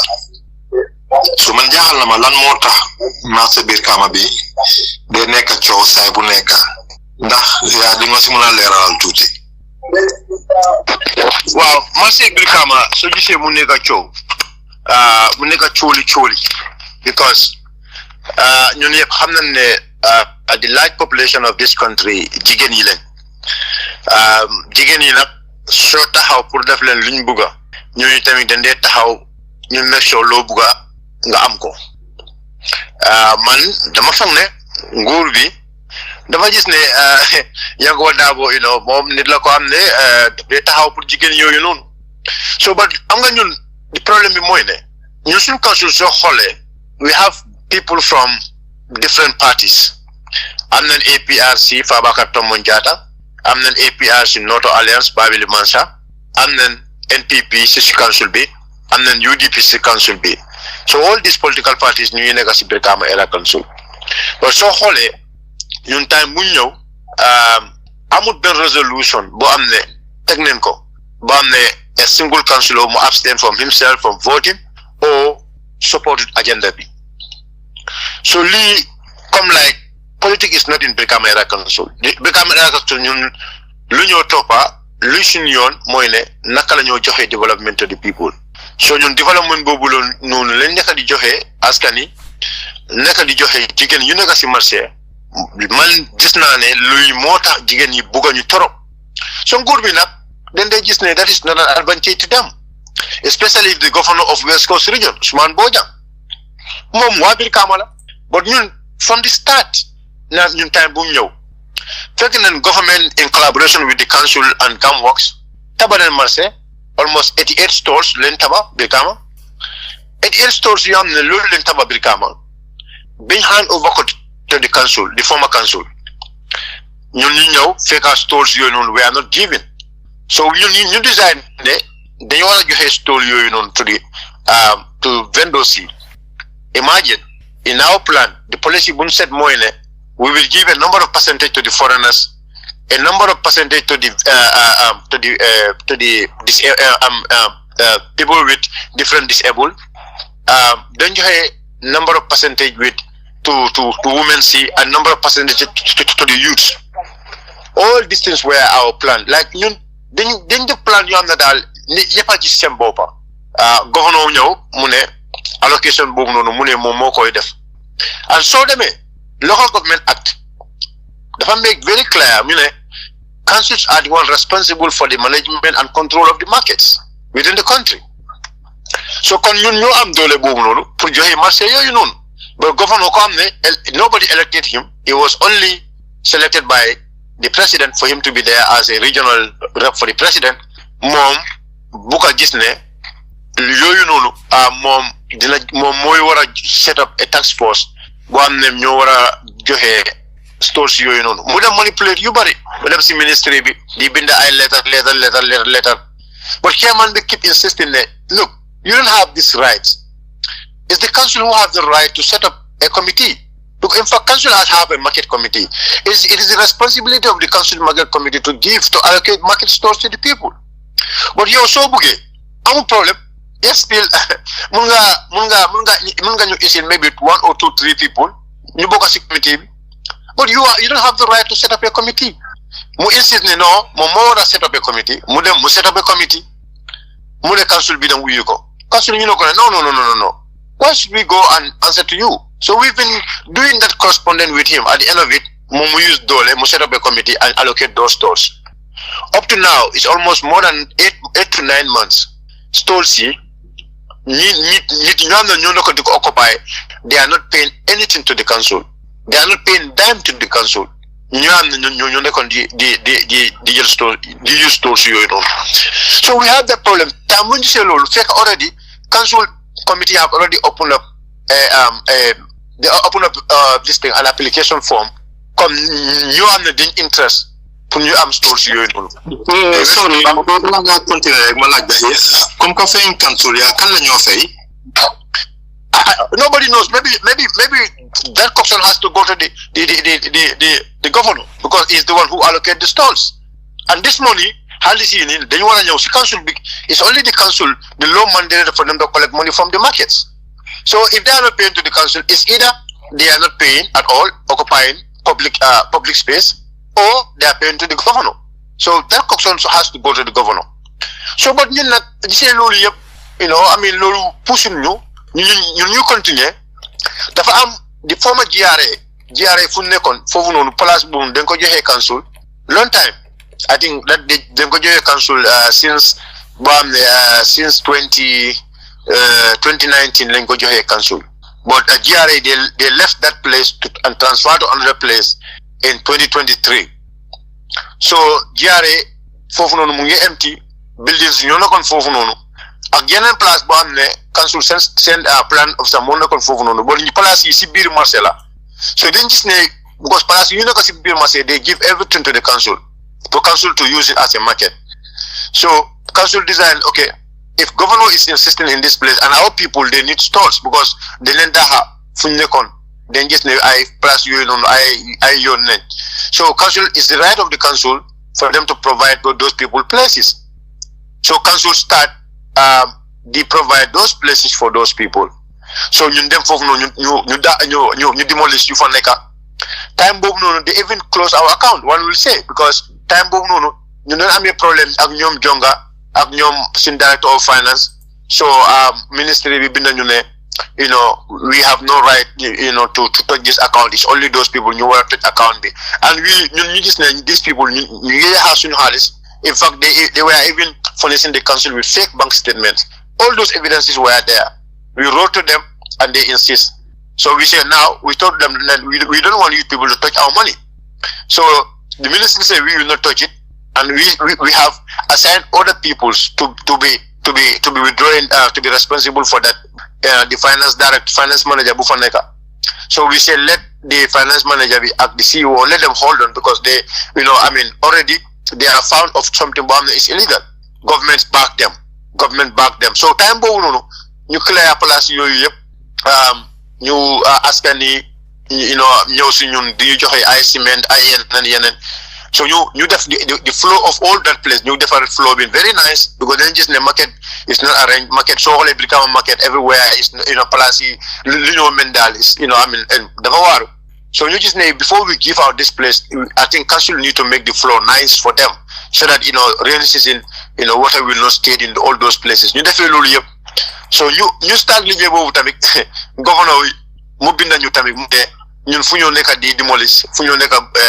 we should not demolish it. We don't have demolish permit one, and place boobu noonu is not our place. Government did not give us that place. Mu binda ñu mu ne let us stop whatever activity bu ñu nekk di def ci place yooyu noonu. And then we wrote to him that look, this place is ours, we have the document. He said no. So to his surprise, we provided the document to him that this place was given to council. And then wax boobu noonu stop. You continue to but you just stole it to the people. So better time when you stole it to the people, that place was developing. So you know continue the flow no. There's another place guy operation from the Daniel store you for neka. The Daniel yep, the Denko Dani yep. So but time we you remember the time of Tobaski. Dafa amone yoon ba ñu ñoko defar yoon bobu non ci biir marché la yoon mo dé dem ci to the governor's office, but yoon bobu non dafa amone tax yu bari ñoo fa nekk moto bi ca moto dañ dé divert fofu non. Council decided that we do not have that enough money to give it as a contract, but now let's do it as a testito. So but to do it as a testito, we don't do it in isolation with NRA, because then just the NRA have a part to play. So we been the NRA and they give us a consultant, a technician bobu nonu mu ñew. We hire some students from technical school, they join us, and then you defar yoon bobu nonu. But yoon bi bala mu because if you concrete a road, you have to leave it for about 21 days. Motor water ko use. So you defar yoon bobu nonu, less than a week or so, Tobaski jot. Time Tobaski jot, operation guy ñew fofu nonu. Su bu ko ñun dey wax jigen yi pour jigen yi pour jaay ci kaw, because like if they are selling, they are doing the wanted, there danga gis ne moto yi duñ mën a romba. So ñu joxe place yooyu noonu jigéen si, and jigéen yi ñuy start di def di jaay foofu noonu, gars yi opération ñëw di clair gars yi foofu noonu. One of our councillor who is the market chairman ñëw gars yi wax gars yi ne non ñu ñoo joxe gars yi place bi. So police yi start di ko harass bi ñu harass ko ñu handcuff ko, dugal ko si truck, imagine dugal ko si biir truck bi yóbbu ko si anti crime. So bés boobu noonu chairman bi génn ñu ama gars yi problème ñu start di throw tear gas and so and so. Time we start the throat tear gas and so and so. You am a guy problem. Then you them anti-crime. So we make communication, and later he was bailed. So the following day, the IGP of the police, Sidi Muta Ture Munyo, si council bi, Munyo assess. Lunaka di happen. Mo just ne daga ni. I told Kathleen, then told you. So because the operation is not for the market. Operation clear the road, not clear the markets. And then the local government act have stipulated very clearly, councils can even use secondary roads. They are within secondary roads, streets. Councils can even use them as market when the need arises. So we show all those laws to the IGP. Understand so okay, let's put everything calm. Let's restore everything. So the operation guide let's discuss with them amicably, and we decide so we made an agreement, plus you identify where you were in Vadelo and plus you need Vadelo. So we have all that agreement. So agreement we were adhering to that agreement. So but governor one day just guy let them all stop building whatever they building there. Governor and governor instead of come to the council to inquire. Because those people told him it was the council who gave us the document for us to occupy this place. Mom knows the council. So It was those people who reported the matter to the council, and then council, you continue doing your work. So, but we did not only stop that, but you called governor bi, jël telephone bi, ñu dem si mom fekkum ko fofu nonu, ci liggéeyam. So with all that one, we were continuing doing our stuff. Mu del swat fofu nonu, mu ne gaay ne, this is the last one. So the police are coming to demolish this place. The police commissioner of West Coast Region, mu ne gaay pour ñu am a meeting with him. And the police commissioner assigned the deputy commissioner and commissioner operation and the SO in Brikama pour ñu dem uyu governor bi. Ñu dem uyu ci governor. Ta mu dem uyu ci governor mu leen ne President Barrow mo leen santa ñu demolish place yoy yeb. Waxi fen yoyu non. So time mu may fasu fata waxi yoyu non to the police, and the police, they went back and they assigned the SO bu nekk Brikama pour mu ñew fofu nonu pour ñu demolish fofu nonu. But SO be not, the lady is a very straightforward person at some point and very mindful. Mom instead of mu ñew assign police pour ñu demolish dafa ñew won gaay ne elek bu len ñew bu len del swat yi yo jëna len sen bagage yu nekk ci bitik bi yépp ngeen yow ko ci kër because elek dañu ñew danal fi yépp.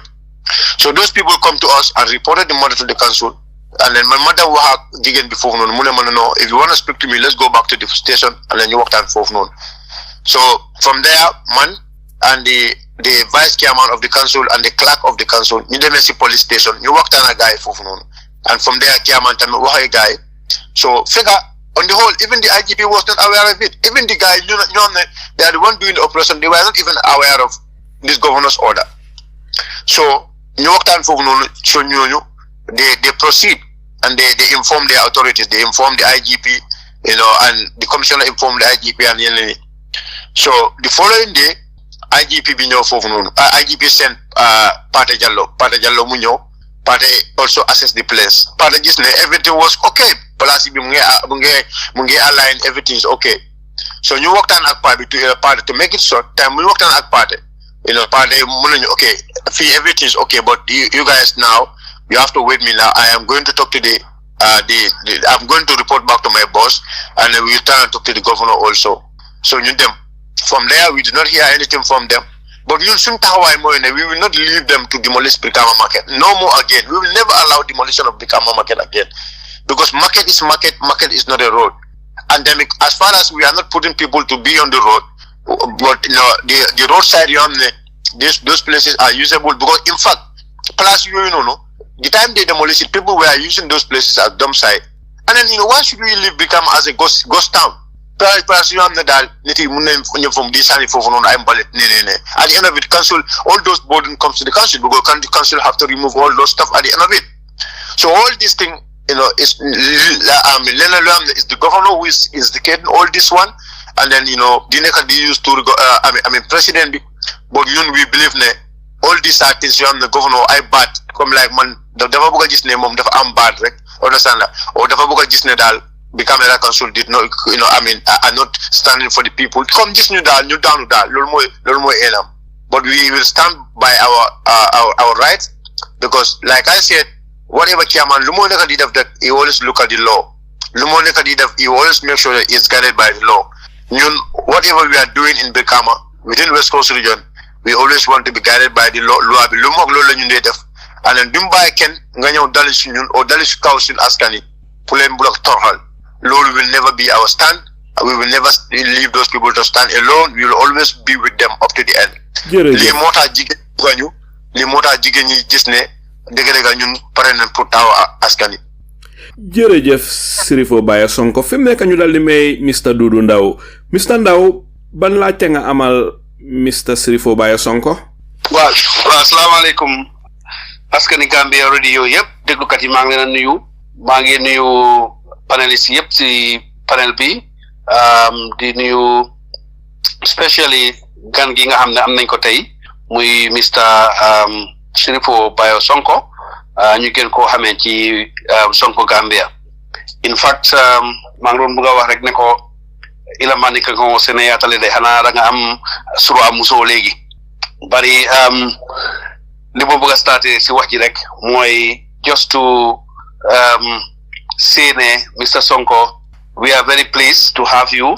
Ndax comme Brikama Area Council gis nañ ne bi nga xamantene chairman Yankuba Darboe si digi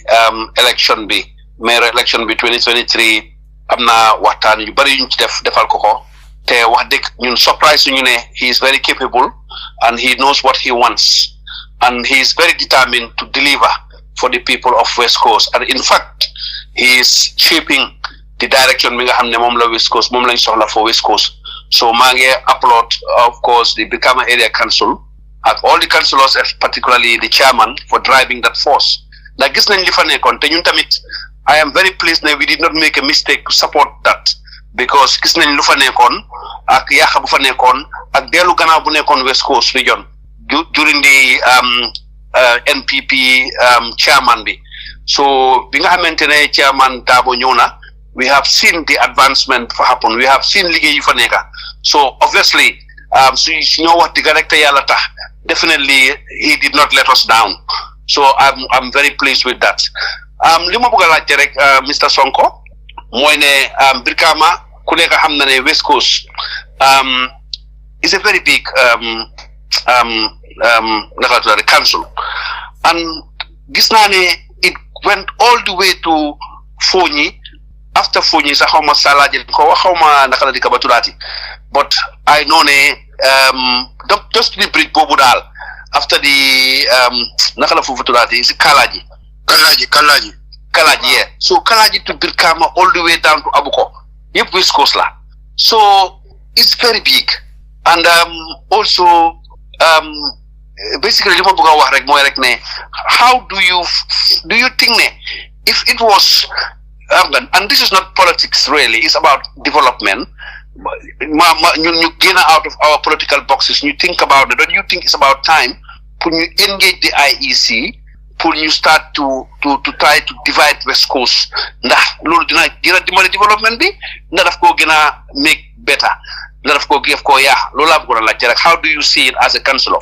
Thank you. Okay, thank you so much Mr. Ndaw. Sa laajte bi baax na trop. Façon laajte bi dëggu doon déggul dafa am yeneen li am ne da ko dee waxee all the time, but issue bi mooy ne development cannot be happen without money, and so xoolee West Coast dëgg West Coast is big, but so xoolee almost 70% of the revenue of West Coast common note la di joxe, common note, Combo Central, especially Combo North, Combo Central, Combo South. 70% of the revenue of the council, or even let me even say even 90%, only at least 10% or 15% is what is coming from the Combo East and the Forges. So we're going to divide West Coast into maybe a two region. This is where the problem might comes, the financial aspect, because when you hold a business, many of the businesses are in the Combo North, Combo Central, and Combo South, and so value property systemic. Because ñoy place ñom ne council def dey am revenue. So if you divided those places separately with West Coast, they might be struggling, because ñun gis nañ ne for example Kuntawur Area Council then go divide Kuntawur with Janjambure, but that is why so holy guy then they struggle buba pour am sen revenue target bi. So the problem is, so if they divide them, the problem is going to be the revenue target. And then without revenue, I don't think development be namuna help. So I think to split West Coast, one have to do this analysis, one have to do this strategies, put in a very good strategy to see that those people also will able to generate some. Because no, so holy buba, council, the revenue of the council is not a revenue one. The financial eye sponsors. Up to now, we did not have that kind of sponsors. We didn't have any financial support per se. Council can run with that. If you look at Brikama Area Council right now, the recurrent has gone almost about 5 million to 6 million. Every month, they fire salaries. So, and then so out of 5 million, if you divided it, maybe you'll see maybe 5.5 million be from plus you might want any Fovla de Johe. With due respect to Combo East and Fonyi, the revenue is coming up because at the time I get it again. But if you compare the revenue, it's going to be very hard for them to able to run their councils with that kind of revenue. So Limota, I think I can still say, I mean, people can debate about it, but we have to look at this perspective because councils cannot run without money. Councils runs with revenue. Money is what can give you development. Thank you. Jërëjëf Mr. Sheriffo Bayor Sonko fi mu nekk ma dal di ñëw si Bura di ba Bura ban laajte nga amalaat Mr. Sonko? waaw baax lay salu Mr. Sonko bëgg naa mu gën a elaborate si benn side bu nga xam ne wax na ko ne bu gaay ñëwee Brikama Area Council si council seen council bu ñëwee fekk nañ fa lot of corruption yi nga xam ne try nañ ba jël measures pour xool naka la ñoo contrôler loolu so yan measures la gaay jëlaan yan acte la gaay use pour gis ne xam nga rek contrôle nañ léegi fi mi financial transaction bu nga xam ne mu fa dem ak nag lan mooy seen relationship right now at the director of finance the new one lu gaay ak lifin the CEO Bayo naka demee mooy kam. All right, thank you so much. Laajte boobu tamit baax na trop. Okay, ñun time bu ñu ñëwee lu ñu def mooy ne then ask for the financial statement of the council. That is what we ask first. Because without knowing the financial history of the council, you cannot fight against corruption. So, time when you like a financial history of the council, the former CEO and the finance director, they furnish us with first bank statements. Bank statements, then they send on bank statement and then give it to the council. Time when they you have our own findings. You just need those are fake bank statements. So Chairman B request all the banks that we are working with, and we ask the banks themselves to provide us directly to furnish. We come up with a resolution. Let the bank furnish the office of the chairman with all the statements from each of those banks. That was a resolution from the council, and that resolution was supported by the entire council, 28 councillors. They all supported the resolution, and the banks they furnished the chairman with the rightful bank statements. Bank statement so time when chairman we compare and contrast. These people were misleading us about the financial situation of the council. So that was one of our first strategy. That's one of our first fight, and we call them, and then they all accept yes, that was a mistake, and they apologize and so on. So we move on from there. So you hear them. Bedtime we start fighting the frauds in the field because we build our own kind of intel per se. Everybody was an intelligent person, an intelligent personnel to try to know what exactly is happening in the fields. The one day, Domi finance director mom is not a council staff. Mungi am a GTR of the council. Di doc receipts ko joxe ay nit. Man suma bopam mako in the field, and he acknowledged everything to me, and then we report it back to the chairman, and the chairman called the father, and everybody they all accepted it is a mistake. So you just need to make the ghost names. You have the new University Council, those ghost names were receiving salaries. So we tried to know all the ghost names, find out all the ghost names. Need to payroll be figure those people are not working in the council. You just need to make domi koku nono again the Lenjel DJ the council be figure. For koku hala tuda. Moi domi kini domi alaji change. I think it's Malik Jane, something like that. I don't know. I could not remember maybe right now. So Loli Hill. Time Loli Hill, and we confronted everything. You just need to make some collector system. There were discrepancies in their submission. You put up their attention to that. You them you suspend any service comes in. We don't have right to suspend them. Service comes in. You don't have right to suspend them, and they have to force those people back to us. And you rumble lulu. And yet scale you just we did a lot of finding on the financial aspect. You just there were geology fund because the government pay geology funds royalties to works that they are affected, and we asked for that money. No money available. So we pushed them, and they were pushing and pull. They were ñun nañu waxee ay wax yoo xam ne nekkul di am di ñu sànni ne ba ñu gis ne dëgg-dëgg ñii dañu lekk xaalis bi. So the time when you say loolu tamit ñu gis ne but this thing is going very far because these people are not trying to be very truthful to us. So you decide ne the finance director and the CEO have to go for they need to go for administrative leave. You recommend loolu to the service commission no, they will not go to administrative until they did their finding. So until they did their finding, you just know they are very slow, and it's like they still want to encourage these people to be with us. And we are at a situation that we did not trust. We have no trust with them. So we designed, okay, if they are not taking them to financially, but now council will not allow them to touch Askanis and Halis because these people are not trusted. So you have government come in and government keep supporting them. So we push it for up till at the end. They transfer them to another councils and they bring in another finance director and another CEO. And we will be working with that finance director and the CEO. Although there were some other discrepancies, you understand, but yet still, we actually work with those people with whatever condition we see out. Because the thing is, I need that is the government who is imposing them on us. So if they come, why not? We have to accept it. At the end of it, if you want to say, oh, we want to remove these ones also, then just I need to fit in the lane. So we cannot control. The best way to control these people is now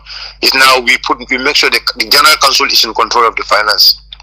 So now the law said the CEO and the finance director should be the signatories of the council's account. We still adhere to that. Respect the law. We have no problem with it. But now we said now before we put a threshold of 500,000. You just need time. We have a threshold of 500,000. Like say, we withdraw anything below 500,000. Time we just did the money. Then they do. 50,000. Sorry, 50. We said they can withdraw up to 50,000, but anything above 50,000 they have to refer it to the general council, and anything above 500,000 it need to be approved by the general council.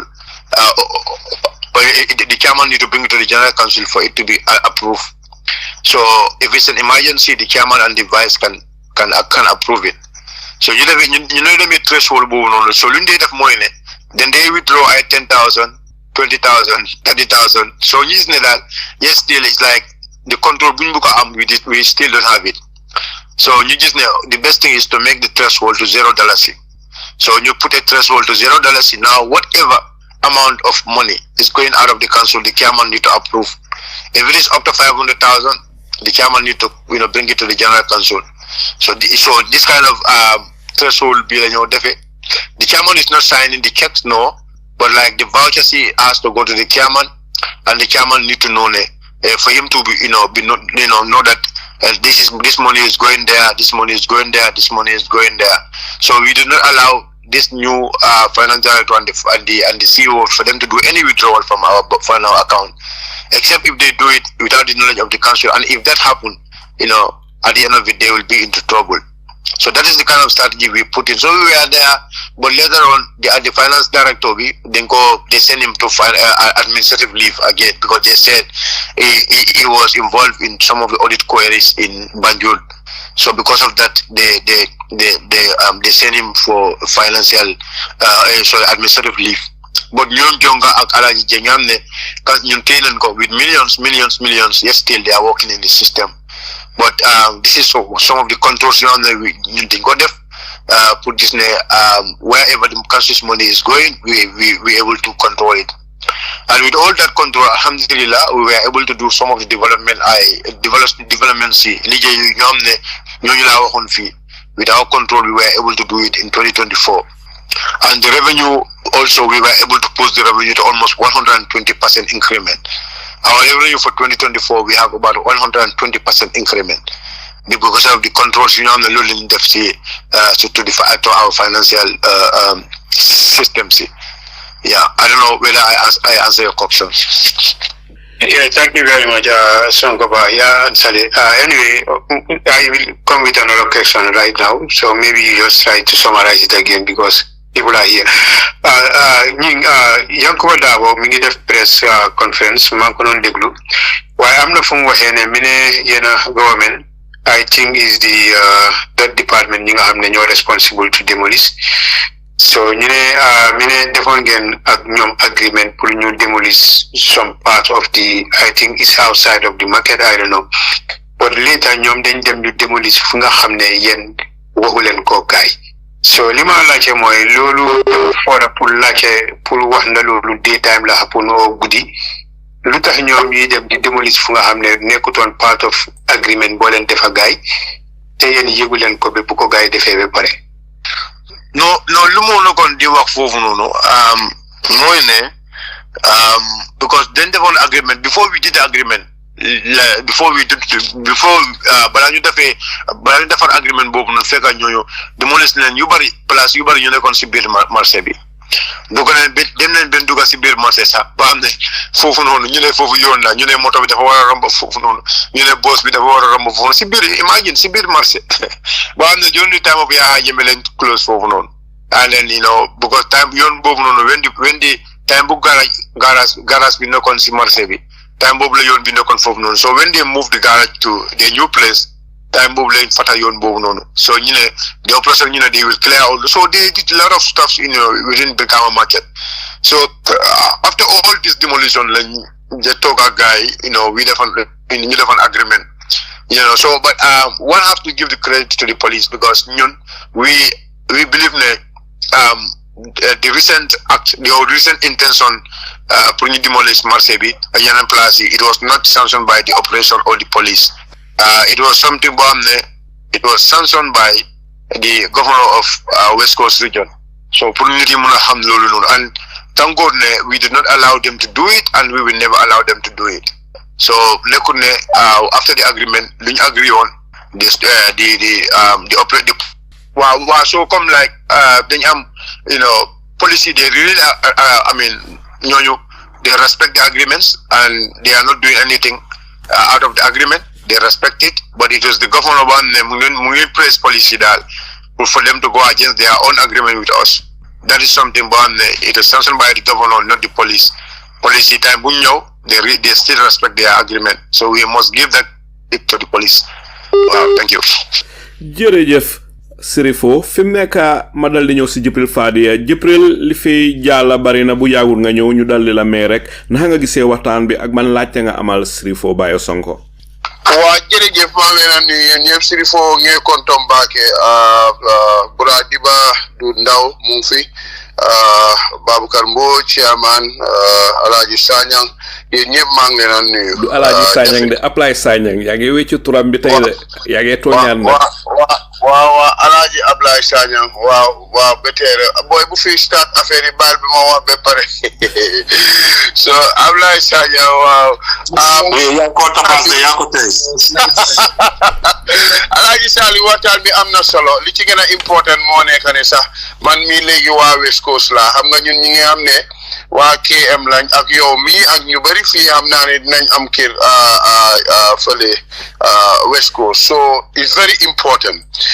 waaye Sheriffo li ma bëgg a wax man du ma wax seen problème ak nguur gi wala affaire yi lii man li ma moo nekk seen liggéey yéen ay youngsters yéen a nekk si council boobu noonu nekk chairmanship ak councilors so li ma gis moo nekk ne ndax correct me if I'm wrong mooy ne yéen li ngeen fa fekk di status quo loolu ngeen bëgg a continuer te loolu dafa outdated yéen ay youngsters ngeen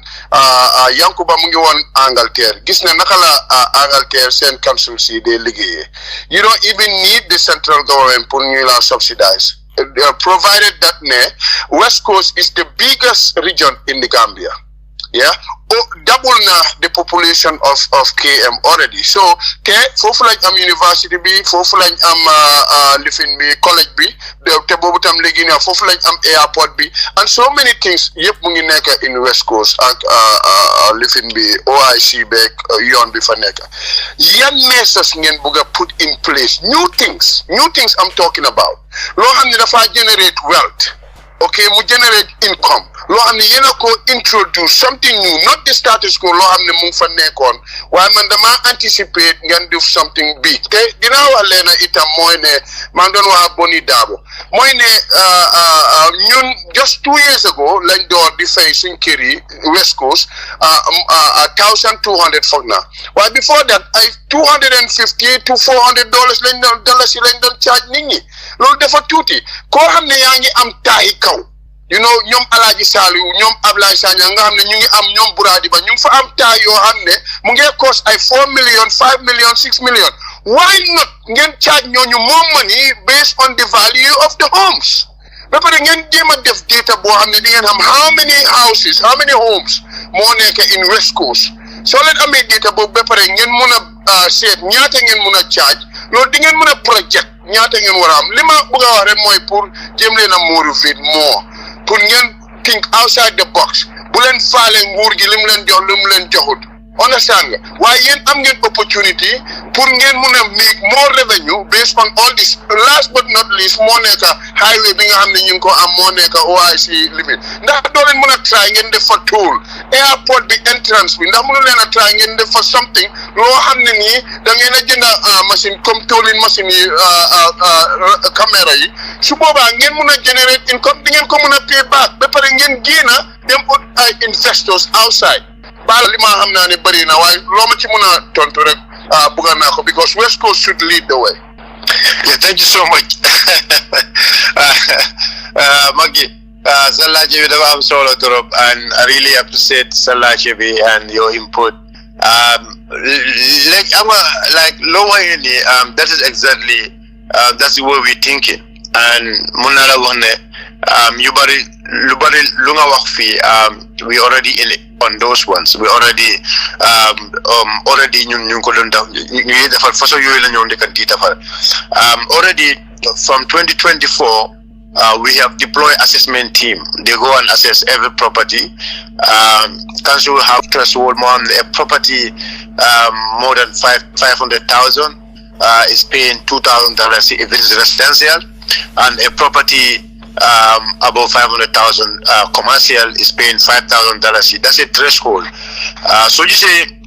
threshold because the valuation be the last valuation by the government that was in 2002. If my memory could serve me, 2002 ETAC again properties even like those are the properties they valued, and those people are paying the valued price. But properties from 2002 they are built. We all know there were a lot of development from that time to now. But the problem is government is not giving us the right to evaluate. They say we don't have right to evaluate. In fact, when we even start this assessment, the governor of West Coast region, he reported us to the Ministry of Local Government that we are doing valuation when we don't have the right to evaluate. But the chairman knows what he is doing because we have the right to the threshold was passed and it was gazetted.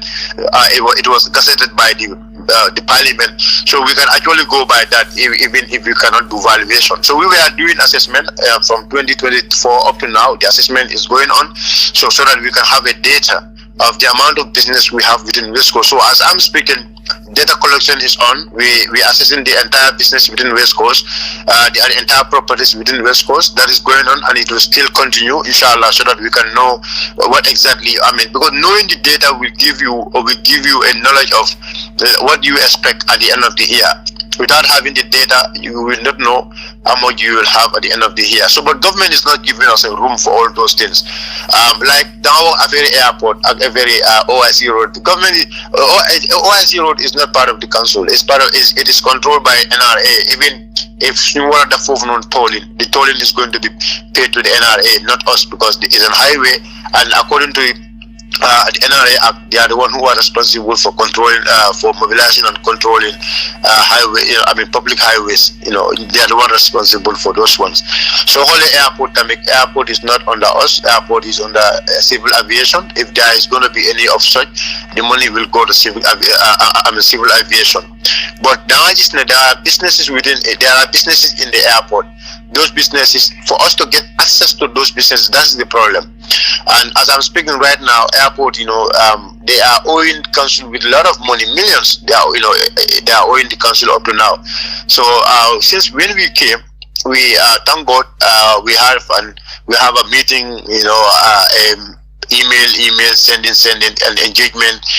with the authorities in the airport. And now, alhamdulillah, now airport is paying our.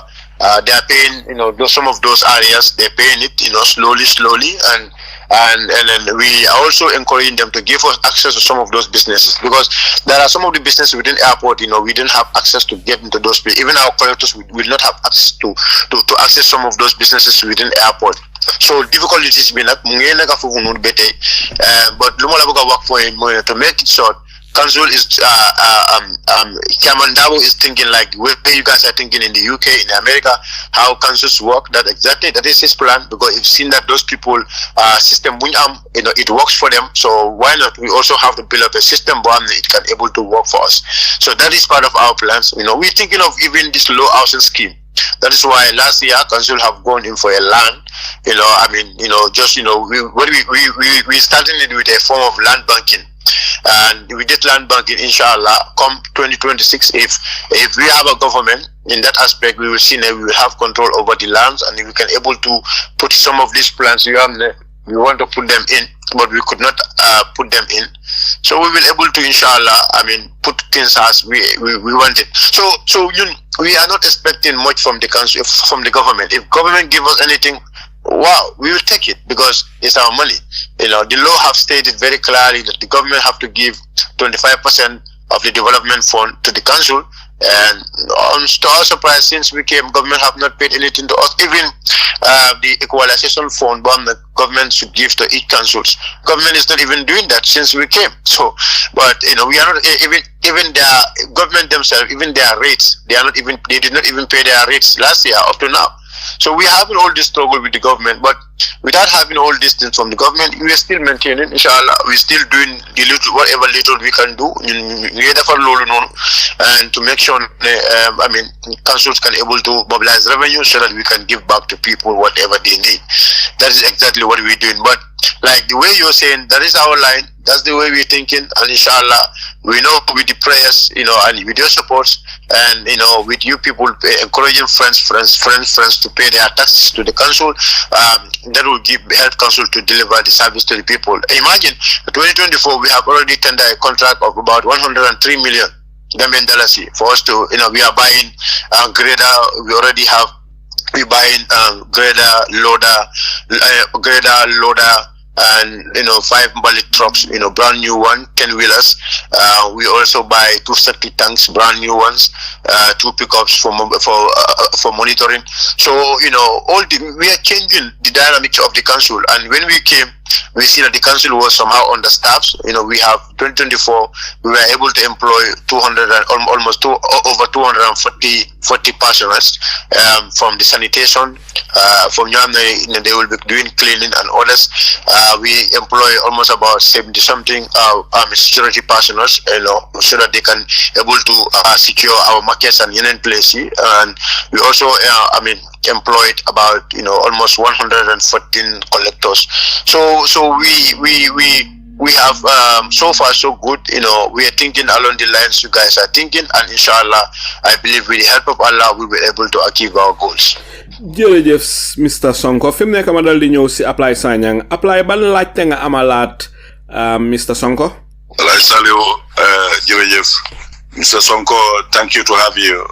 Adama Barrow nak lefte ya ko indi Gambia normal mo men sifa mati. Adama Barrow mo kendole mbang fo mo le mo ak kuma fula fo tiyola mati. Ñaari la borom ñaari la meñ la. Wax ñu kanaay Adama Barrow. No apply continue si mandinka pour sun deklukat yi tamit ñu understand all. Lefte ya fo Gambia noliye. Adama Barrow mu juma mo men sifati. E la kacha kono ine Adama Barrow kafuda bak. Adama Barrow e Gambia furna tembe da mento. Ay Gambia nol dundi bata mento nyaba malam ba fakan Adama Barrow e Gambia dundi wala kono malam foy sonta nen kuma kamala ma tambira ñaato Yes, okay, he is my brother though. Thank you sir. Yeah, thank you. But na ñaato yes janne bo jabi rambe ila lay ñoo kan do mo do sharing isa in secretariat ma jena gaaw rek man abal ñeneen ñi seen marché bi jaaykati jën yi ñe wasilal be damendo aning subu wasilalu ali fan sum bu ngol loy fayé isaje la sanitation al sa control no marse o kono soxawe al bola sinna after al kala jiyo ni saba bale samana do marso bel kafa mbama nyolo anina mfangol la molu na do ma fengolu mbade Brikama marso kono menka sunkanje asiata akole ala akido akuma kaunto akuma kama nyiya ye nata na nye mutadula tanje marse woto alje sansan ali security soto je melbo wasilo kala marso kono ani shopping la ali bondi nyo kono kulumbe sembela je ka tax jo mansaya alla marso wa sa control no tanje is a good source of income sanyang burufut katom ali system o create na youth manual ali absorb to work alte fisheries but la nyina de you cannot wait fisheries for this. The municipality engage with the local public directly, try to develop an infrastructure to absorb our youth man to work. Thank you very much, Brikama Area Council, with your collaboration with your chairman, Yankuba Darboe. We knew him very well through the struggle here, outside here. But still now, Brikama, you need to do more. Build house plans, house plans or law. It's in the funding also do no. All these fishing centers, the Brikama Area Council have a great income. Utilize this. I'm just adding you an adjustment. And the airport, your garage there, the tax, where is that tax going to? Build a tourist market at the Brikama at the airport to create job for our people, our mothers to have a market. Thank you very much with your collaboration. Allah Isaiah Manko Jerem Mbetentula Bake, Allah Dokukan. But Ankabi housing, housing for Allah project Kolkono. Alka local housing you'll create estate put na banko di ngol tundoka. Abaraka Mbetentula Bake. Okay, thank you so much. Abaraka Bake, ila nyunan karo kumada Bakele. And your inputs are noted, inshallah. But nsemem fono e walam nyintiko yinyi melbe foteng kabrin ton lata alhamdulillah nasim fata nyin betole jannin kana natarale fishing site sold councils book of collect in the fishing sites. And then when we check our tariff, we see it's all right to collect money from the fishing sites. So na rights of the program fishing sites or the collection of keje natana katoke ni sita ni kachata ne engage because from the back lining melbe do kolaje ni nyata kachala ni nyomay dolle kiyamano lata wolela. He believes in engagement. He believes in prior notice before doing anything. Kabirina okay ni kachata Bente momento alhamdulillah na collectol bel in dinkraj tole and fishing area sol kablim bul futla mantanje bata kungu sanyang gunjur and other places na collectol be jele although do ko kolari bulle because kule me alon ko lim momental men na puri kayake aka kole abakele and kule me fra alon ko puru na keno I efficient. We need to have the collaboration with the with Minister of Fisheries. They need to provide us the number of kulul me alon ko license dealer kulome yalo ko wolle kada nyede mole kana but we will fenal mi yalo ko kole akol be mbulu karol belal but inshallah we will be patient as far as the government ni may dabo elenye ndole men soto nombe wala fra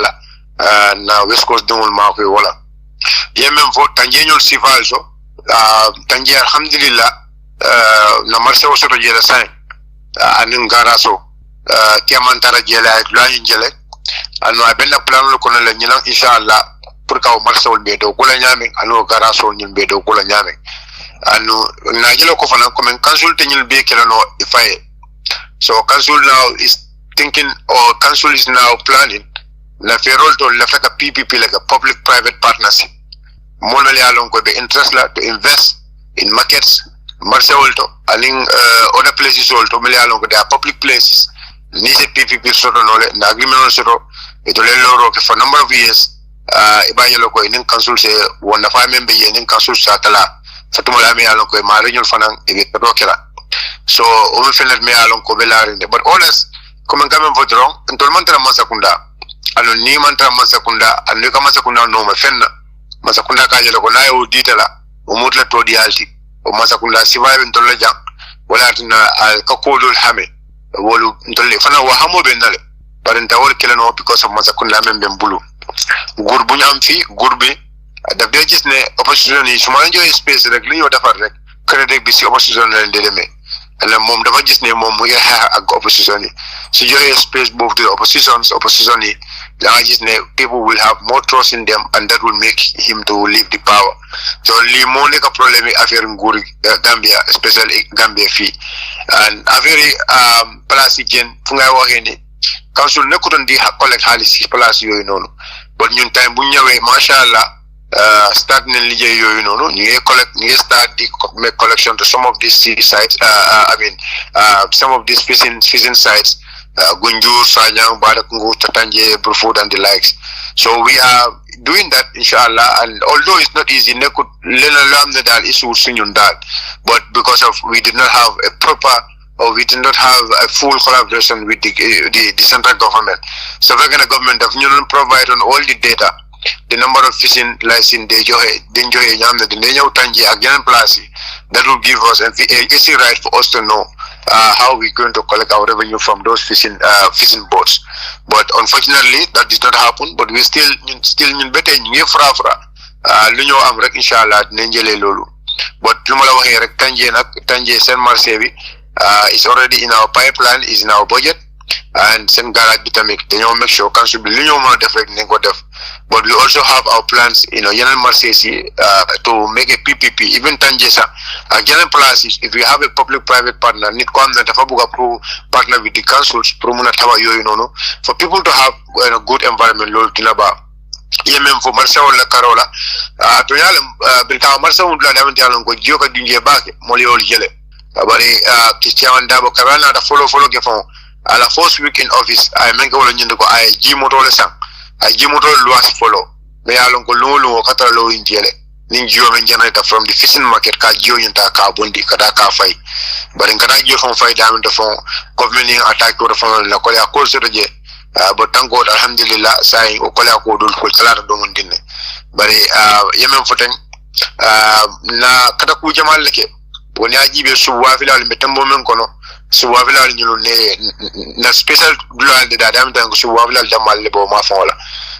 Na special place that I'm done go Fuka Javavila Bo Mafola. Special place I'm done when you watch the new comment to new set of warning. That's how we are planning it. But you all set of woman for you to put your very plan. I can to go eat development or Samana near Loro Pareta Okola is Nana for Bakelton and Bakelton. But you must as far as Iman Kodo sort of follow. Proka development it will fall no.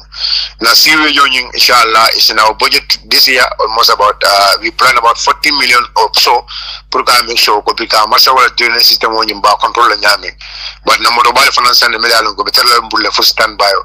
The Kanyum Memfortan is all in the plans of the chairman. Professor Welta casing, Glal to Ninjo Kraji and Karankia Saba. By the Morokai, they give a fish market or a science center. Kodonka General Jabukana Council. But council like a responsibility to have Kajiko Jokanalo Marsokon. You got German generate a Kasia Bakel. So when a council motor in jail 24 hours, Ninjo generator Jeron Council Kabi later ya 5. Council Bokekan and Council Betlokekan because Namon Lebeje is a healthy offender Melanga Kumatam Bulle. So holy Legini, Senate Brikama market. The farm palace on the Jakati Yapai, Fovlen Nega, Jakat Fokajai, Jakat Yanan Plazi, you know the new place on the council Lulen Dafar. But Yanan Plaza on the council Dafar, it's very hard to council to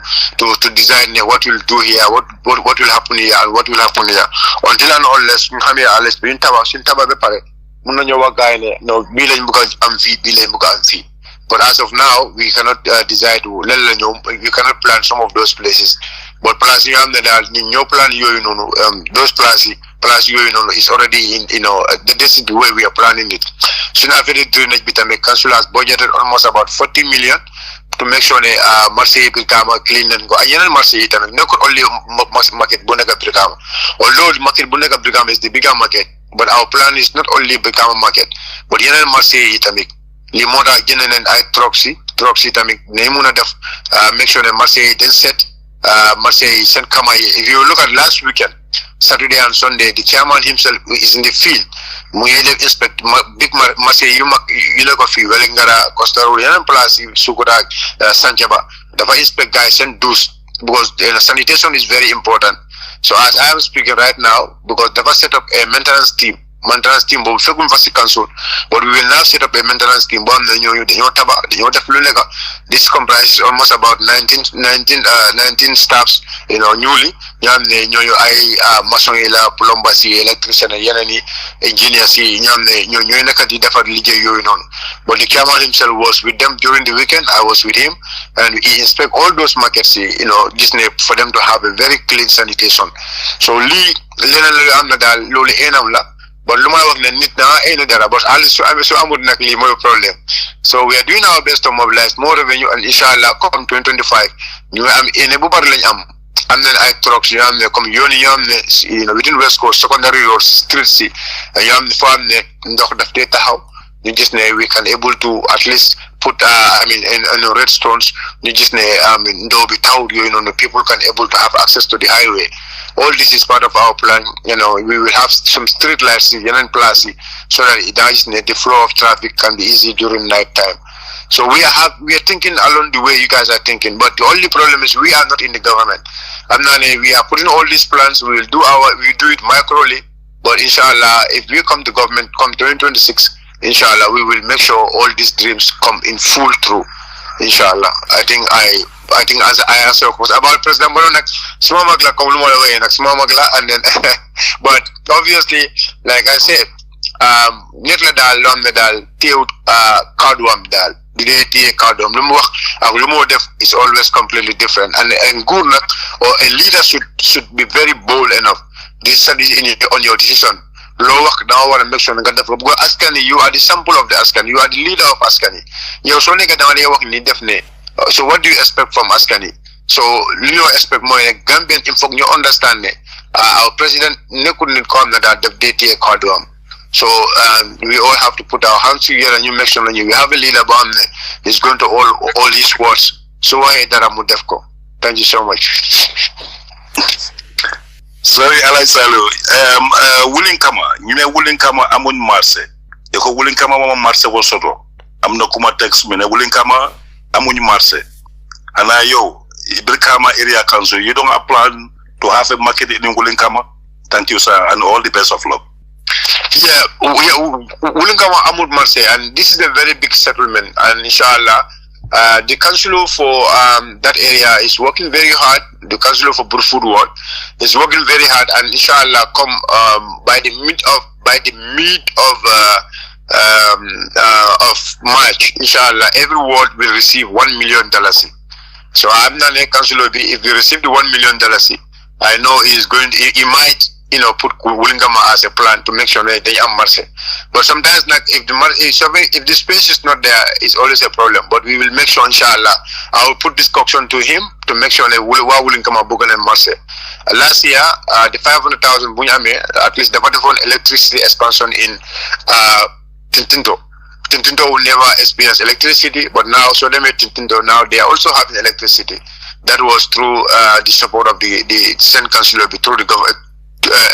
Through the council. So we will make sure I will put this message to him there. Wow willing come up. They also need a market. Yeah, so we're gonna more inshallah. We will make sure council will come in. They've already signed they've already signed. The chairman have signed a deal with Casa Africa. I don't know whether it's Casa Africa, one of the NGO. They are going to build a market. They are going to build food market, inshallah. In this 2025, the agreement is already signed. The contract is already signed. So food will benefit from the market in this 2025, inshallah. Jërëjëf Sheriffo Bayor Sonko fi mu nekk am neen chairman Mbodj mu ngi fi Jibril Fadi yaa ngi fi Buradi Ba so tey nag kan mooy tëj bunti kër gi last time bi Jibril moo indi woon caabi lawbeem bi waaye dafa tëj bunti kër gi ba suba jotee bi ñëw ubbi bunti kër gi mënuñ koo ubbi dañ ko mujjee dajji so kanay tëj tey Bura no Bura mooy tëj baal man ma njëkkaare waaw li ma bëgg a mujjee naa ci Sheriffo baraka baake yena menke ja ano afoy la bosse ko akana sila na ja mba bombardé la le jawo kay eti bay fal mo fi nekk waaye nag definitely we are very happy that ne gis nañ youngsters yi ñu ngi take over the responsibility of the country loolu moom ñu ngi leen a sant di leen gërëm bu baax a baax waaye ba léegi rek loo leen daw ñu yokk leen yar yaa ngi wax affaire traffic street lights make sure leen yëpp bu mu nekk under nawet waaye ngeen am ay solar lu nekk rek think leen comme li nga wax léegi noonu ngeen a tinkee comme ñu nekk fii exactly because fii la nekkoon yéen itam xam naa ñu bari si yéen ñuy liggéey foofu fii la kon nag dañ leen jël li nga xam ne loolu leen jàngee si west bi ñu implement ko suñ dëkk bu tuuti boobu noonu Gambia highway lights yëpp dafa war a nekk solar bu leen jënda nattin loo xam ne ni da ngeen koo aat ci courant bi nga xam ne dafa kimik kamaj all the time loolu moom dama dégg rek ci li nga wax nii ma ne xaaral ma yokkal leen ci loolu ba pare employment yi ngeen a wax ni employ nit ñu bari amul benn njëriñ li gën a am njëriñ moo nekk bo effective ngeen mën a am business la council bi business la da ngeen war a make profit waaye soo leen employé nit ñu bari te fekk defuñ liggéey bu ko jar definitely loolu tam dafa yaaxa xaalis bi nga xam ne moom ngeen a lii ak bénéfice yi ngi leen a fay yooyu rek laa bëggoon a xam naa am nañ lu bari na nga wax sa boss mu ñëw jërëjëf kontaan nañ trop. Well, thank you so much. Lu nga wax ni loolu am na solo trop but inshallah suñu war a defee street light is going to be in solar so you say ñu def employment because the thing is councils we don't have the manpower to serve the people. If we don't have the manpower you cannot serve the people. Imagine the Brikama Area Council was collecting the total revenue less than 27% of the total revenue they negative collect. Imagine. So, and then we were seeing that we did not have a manpower in terms of collection. So the collection aspect, people are not paying. So we have to employ people to go into the people's compounds, people properties, people business to ask them to pay the council so that council can able to do the service. And then just not to make council we are not having enough security men. So we have to give in security because security is paramount. Again, you have just robberies, you happen, market break and enter see. So all these things are happening, and then Marciana is not the control of the market. Of the council. So council soon enough securities, we were not able to deliver, secure the properties of the people within the market. Sometimes people go inside the market and steal. Night time they go and they go and they them live in roofs, duga steal and so on. So these are some of the reasons council business we have to bring in people. Clearly in time understand the mercy they are so big. If you look at Brikama market, Costa Road, Yanan Plaza, all this market, if you are collecting money to them, you have to clean their market because cleanliness is very important. So Limota we have to employ people so that they can able to make those markets clean. Because at the end of it, so far as if they are dirty, then they are only pointing at the council. So we have to employ those people for them to be able to work. If you are making money, the money is for people. And then, council also have to create jobs for people. Because people are paying their tax to them. At the end of it, they need to benefit from it. But like you said, we are not just creating job, but we are creating job to give services. And mashallah, with the new employment we did, mashallah, they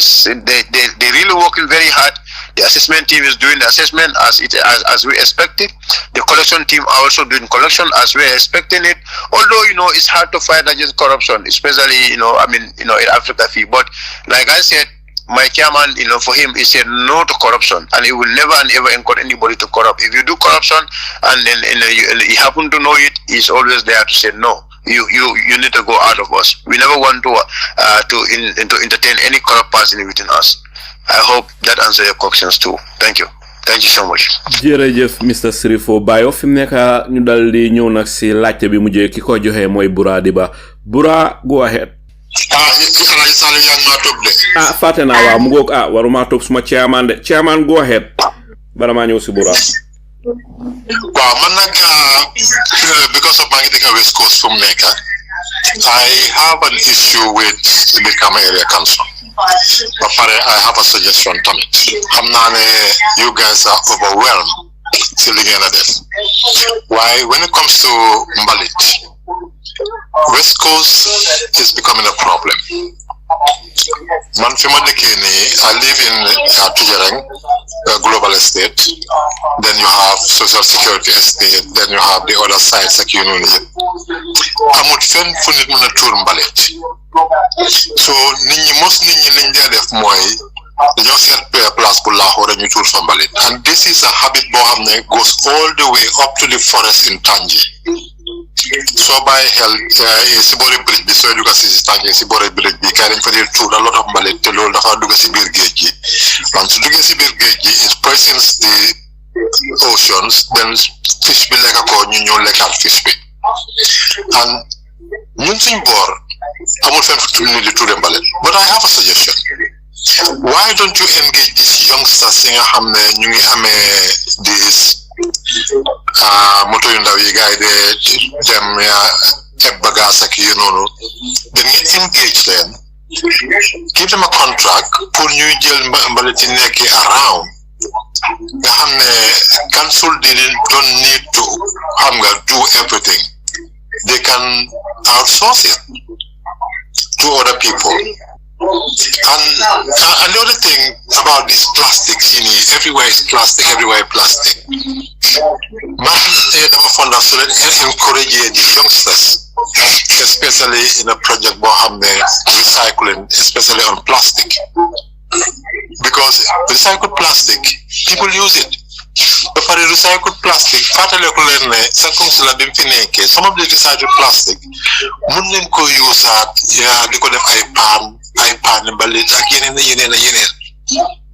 so you guys are young.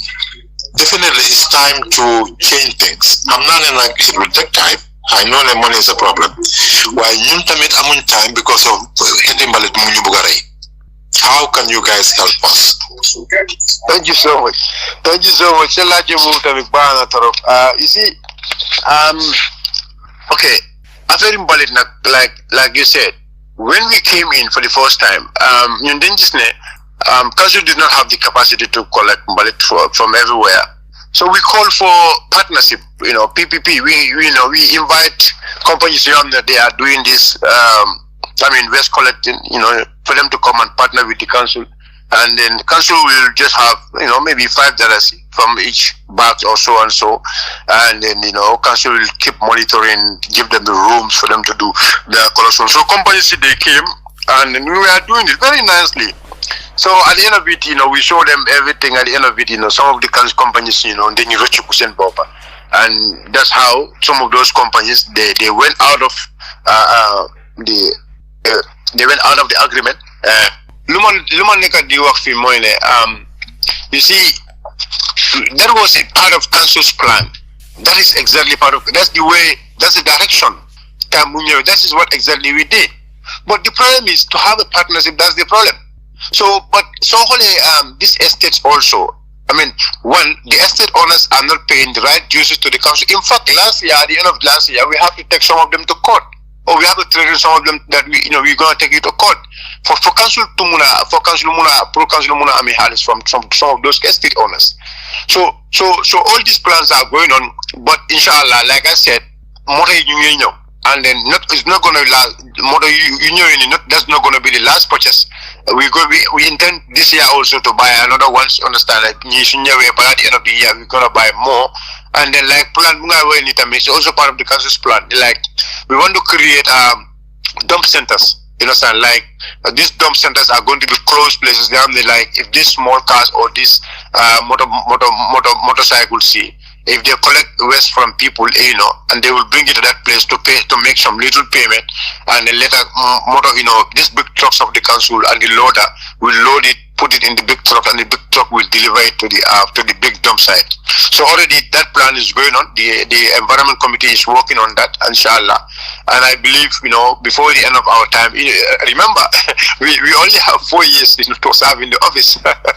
So, but inshallah, before these 4 years, we'll do our best. Health is very key to every one of us. And then, Chairman Darboe is somebody, whatever the people's need, that's always his concerns. He's always very strict on that. We have to serve the people. That is all what he keeps saying. This is a person from the senior office, but I'm watching sometimes it's 6 o'clock, 6:30, sometimes 7 o'clock. In the office to make sure that he engage everyone. Sometimes the under guy, especially the cleaning service. Normally during the time we have in some of these companies, we will go with them. It goes with them. And why I always go with them to motivate them. I don't want, because some of them, like if you want to use them as waste collectors, they will say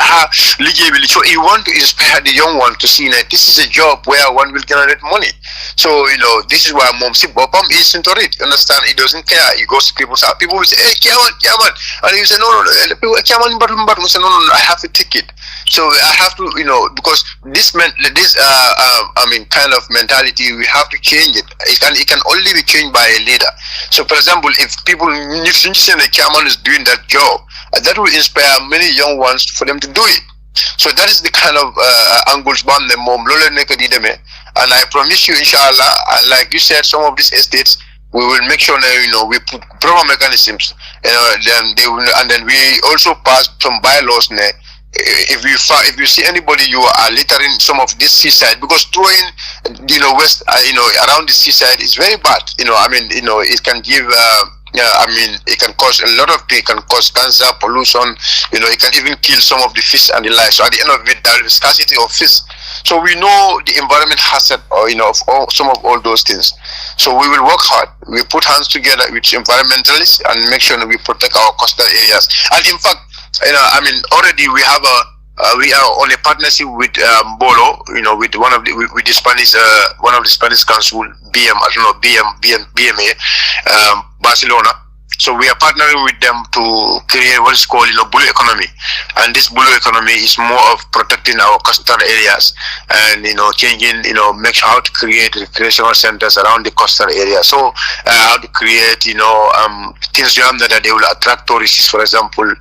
ecologists. All this is in our plan. We have a big plan though.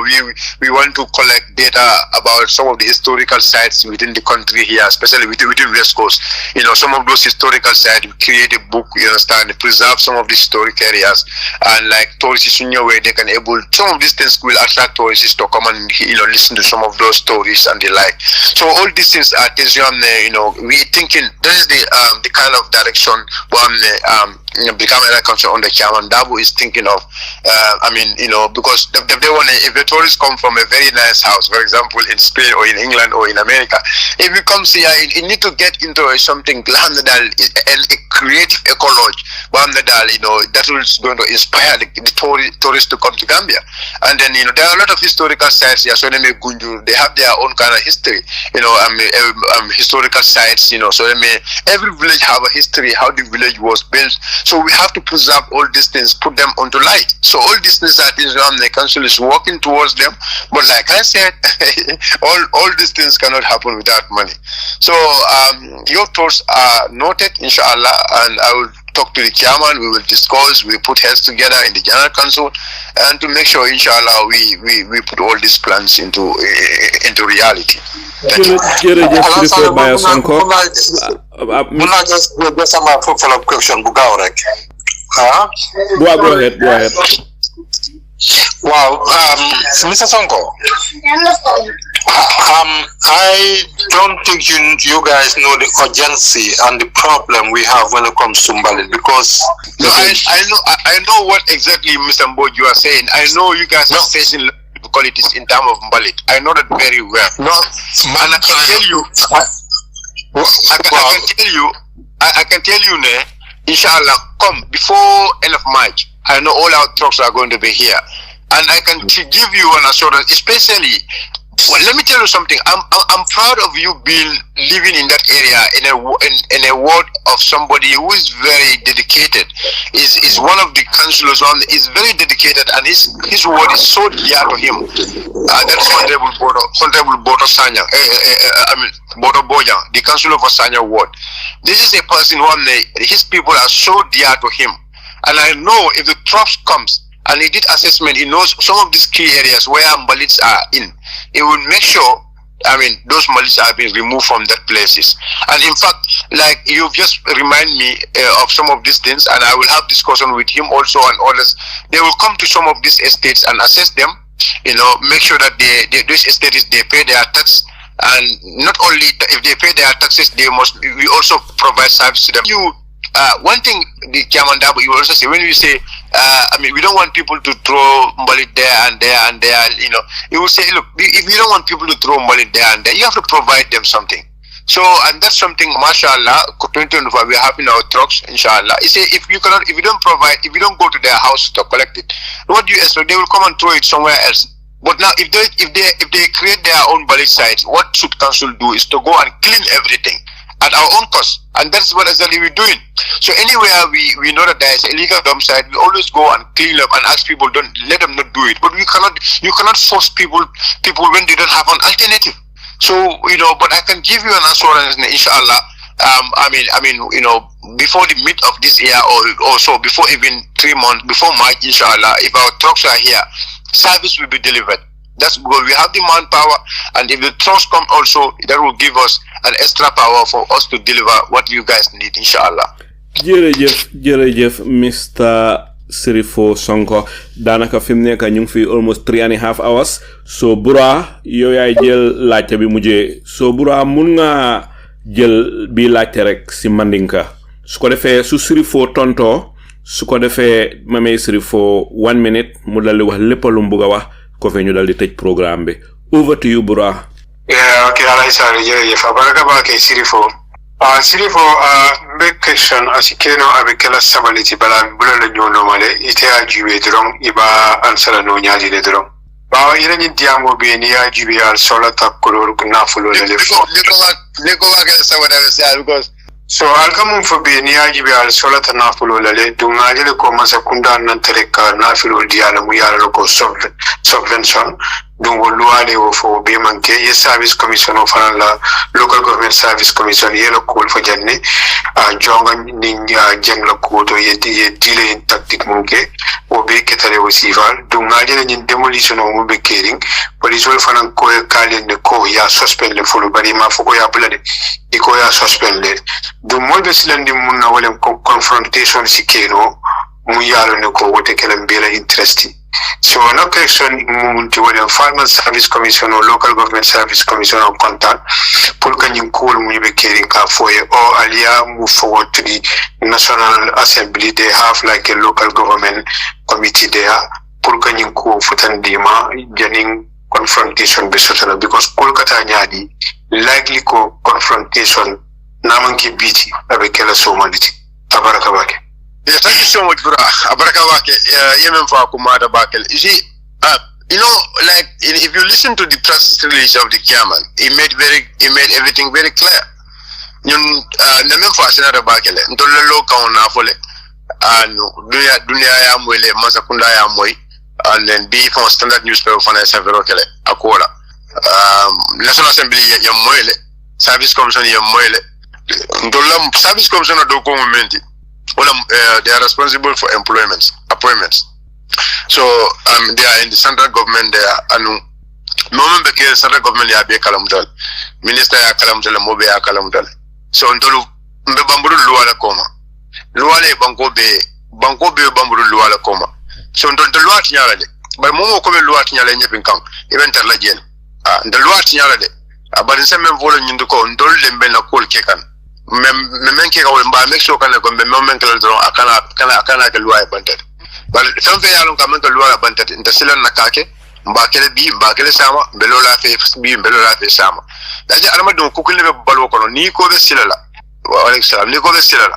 silan o ka tinyaro lake silan o ka tinale mul ka nyapi ka mol lefta men kele le ka kila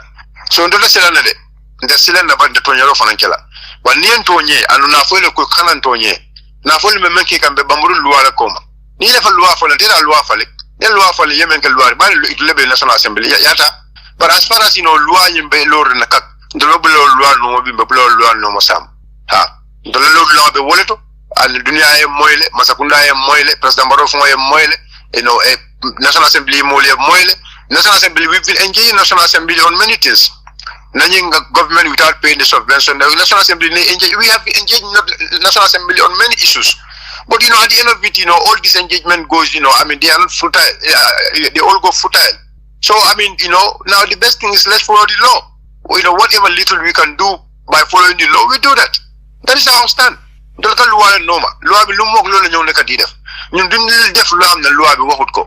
as far as we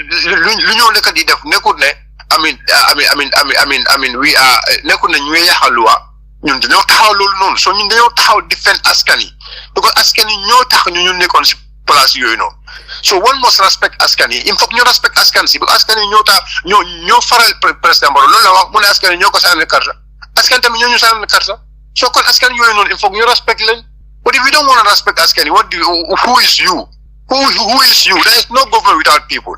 Government is the people, for the people, by the people. If government doesn't want to respect the people, what do you expect from the people? So ñun yëpp dañoo loi la ñu war a toppa loi rek la ñoo toppa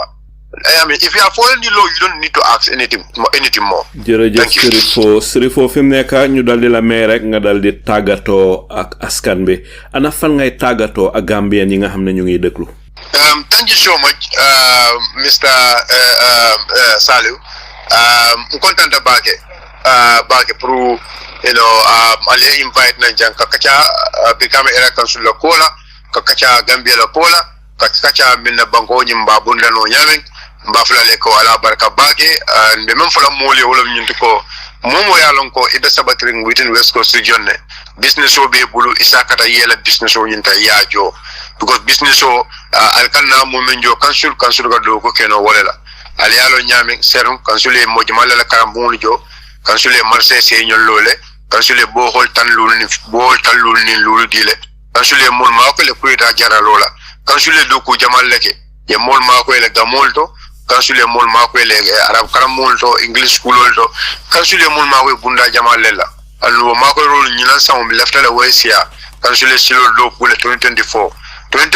council ba pare ne pruka men siata mo kema woroti kakara mojo e kabri University of the Gambia fokana bula University mel go be duma Arabic University lamba Gambia College lamba anin kara mol mel yalon ko e be jang joro to kije council ba pare ne kakara mojo moli pour ye kara men siata mo kema woroti ñinan saw anu council ba pare ne fanan ka marché wol doku marché bal mel yalon ko be jang ke doku pour ba jele ko be sénégal no ñame council ba pare ne pruka silol doku kansule modoba alsande modoba miliyalon ko silol miliyalon ko e ko kolyamul masama ko no pour que la dinkol ta ke saring kansule grere faransa na ka silol ta ke levulindi kansule hamobe waralen baake kansule lafta ka kuja balke west coast ngole me west coast ngol dan na mel wala nyind ko nim business wala be bul yakata yela la sino jo ni adara ko dale be bul an ko rani yalla na ko ela vali tamita dala si bul kemelul lale yakata e joroke value property me yalon ko e property me yalon ko is above 500,000 neatara family le basirinje o property nyanda ka wulu fula la jo neatara any property me ya lonko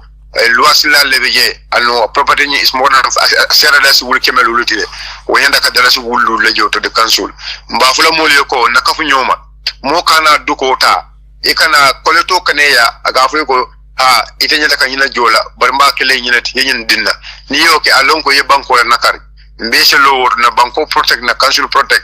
ko sa ko le nyama ajoto de council ni ajo council mo ya lon ko kuranto ni nin council ko rodia lon ko defana ndabo mo ko na milio kuranto ni ta ya jara anung nim mo fana me lon ka karamo do council karamo jo ala karamo do defana me lon ko ina mo jo alon ko le ko lo be jele so kana son collector na bidgolto ni na bidgolto ka funyo ko ajenta nyala jola bar nyin dinna nyin ken kana so wala na kadana na mo si mo jo ninna mo sirmo jota a lefta men na council ba kala yele Brikama Area Council on the Chairman Yankuba Darboe abelola Gambian ko fele abelola West Coast ko fele ka ko West Coast Council na mo men la pour ya soto lo mo ne ka di wax fi moy ne askani kontaan na trop pour ñew ci programme askan Gambia même lo ma bëgg wax fi moy ne dama ñaan wa West Coast kep ko amne ya ngay amé fi business kep ko amne ya ngay amé fi compound ker bo amne value be dafa upper 500,000 nga make sure nga fay council $2,000 so fekk ne sa family ñoo fa dega so fekk ne kër bi nak mu amé ay luwas da nga wara fay $5,000 nga wara fay ak bu nekk so fekk ne sa kër bi is less than 500,000 $175 multiply by the number of houses bu nekk sa kër lool nga wara fay to the council so fekk ne kër la bo am ne dara nekkul foofu noonu empty land na $150 nga wara fay to the council so ñu ngi ñaan kep ko amne wa West Coast nga dega ay defé business o yaay amé ker nga make sure nga fay san lampa bi ko lampa dafa ba Islam diine sa daf ñu santal pour ñu fay sun lampa Christianity asks for it every religion in the world asks for people pour ñu mëna fay tax so ñu ngi laajé ku nekk kep ko amne yow wa West Coast nga make sure nga fay sa lampa bul buy collector mu ñëw si sa place sa business mu la yow 200,000 nga war a fay ba léegi dama jox $150,000 nga ma war a jox so ma jëy $150,000 dinaa bind $100 dinaa bind 100,000 50,000 bi man maa koy jël yow nga ne because of dafa la jóg deduction nga accepté loolu soo defee loolu noonu yaa everything képp ko am ne danga fay sa lampa amal ne sa lampa boobu noonu Brikama Area Council suñu dimbalee nit ñaa nga dafa feebar amal ne yow sol alis bi du ko na pour dimbal ko am ne dafa feebar xaalis bi suñ ko dugalee si school ku jàng si école boobu noonu suñ ko fayee nit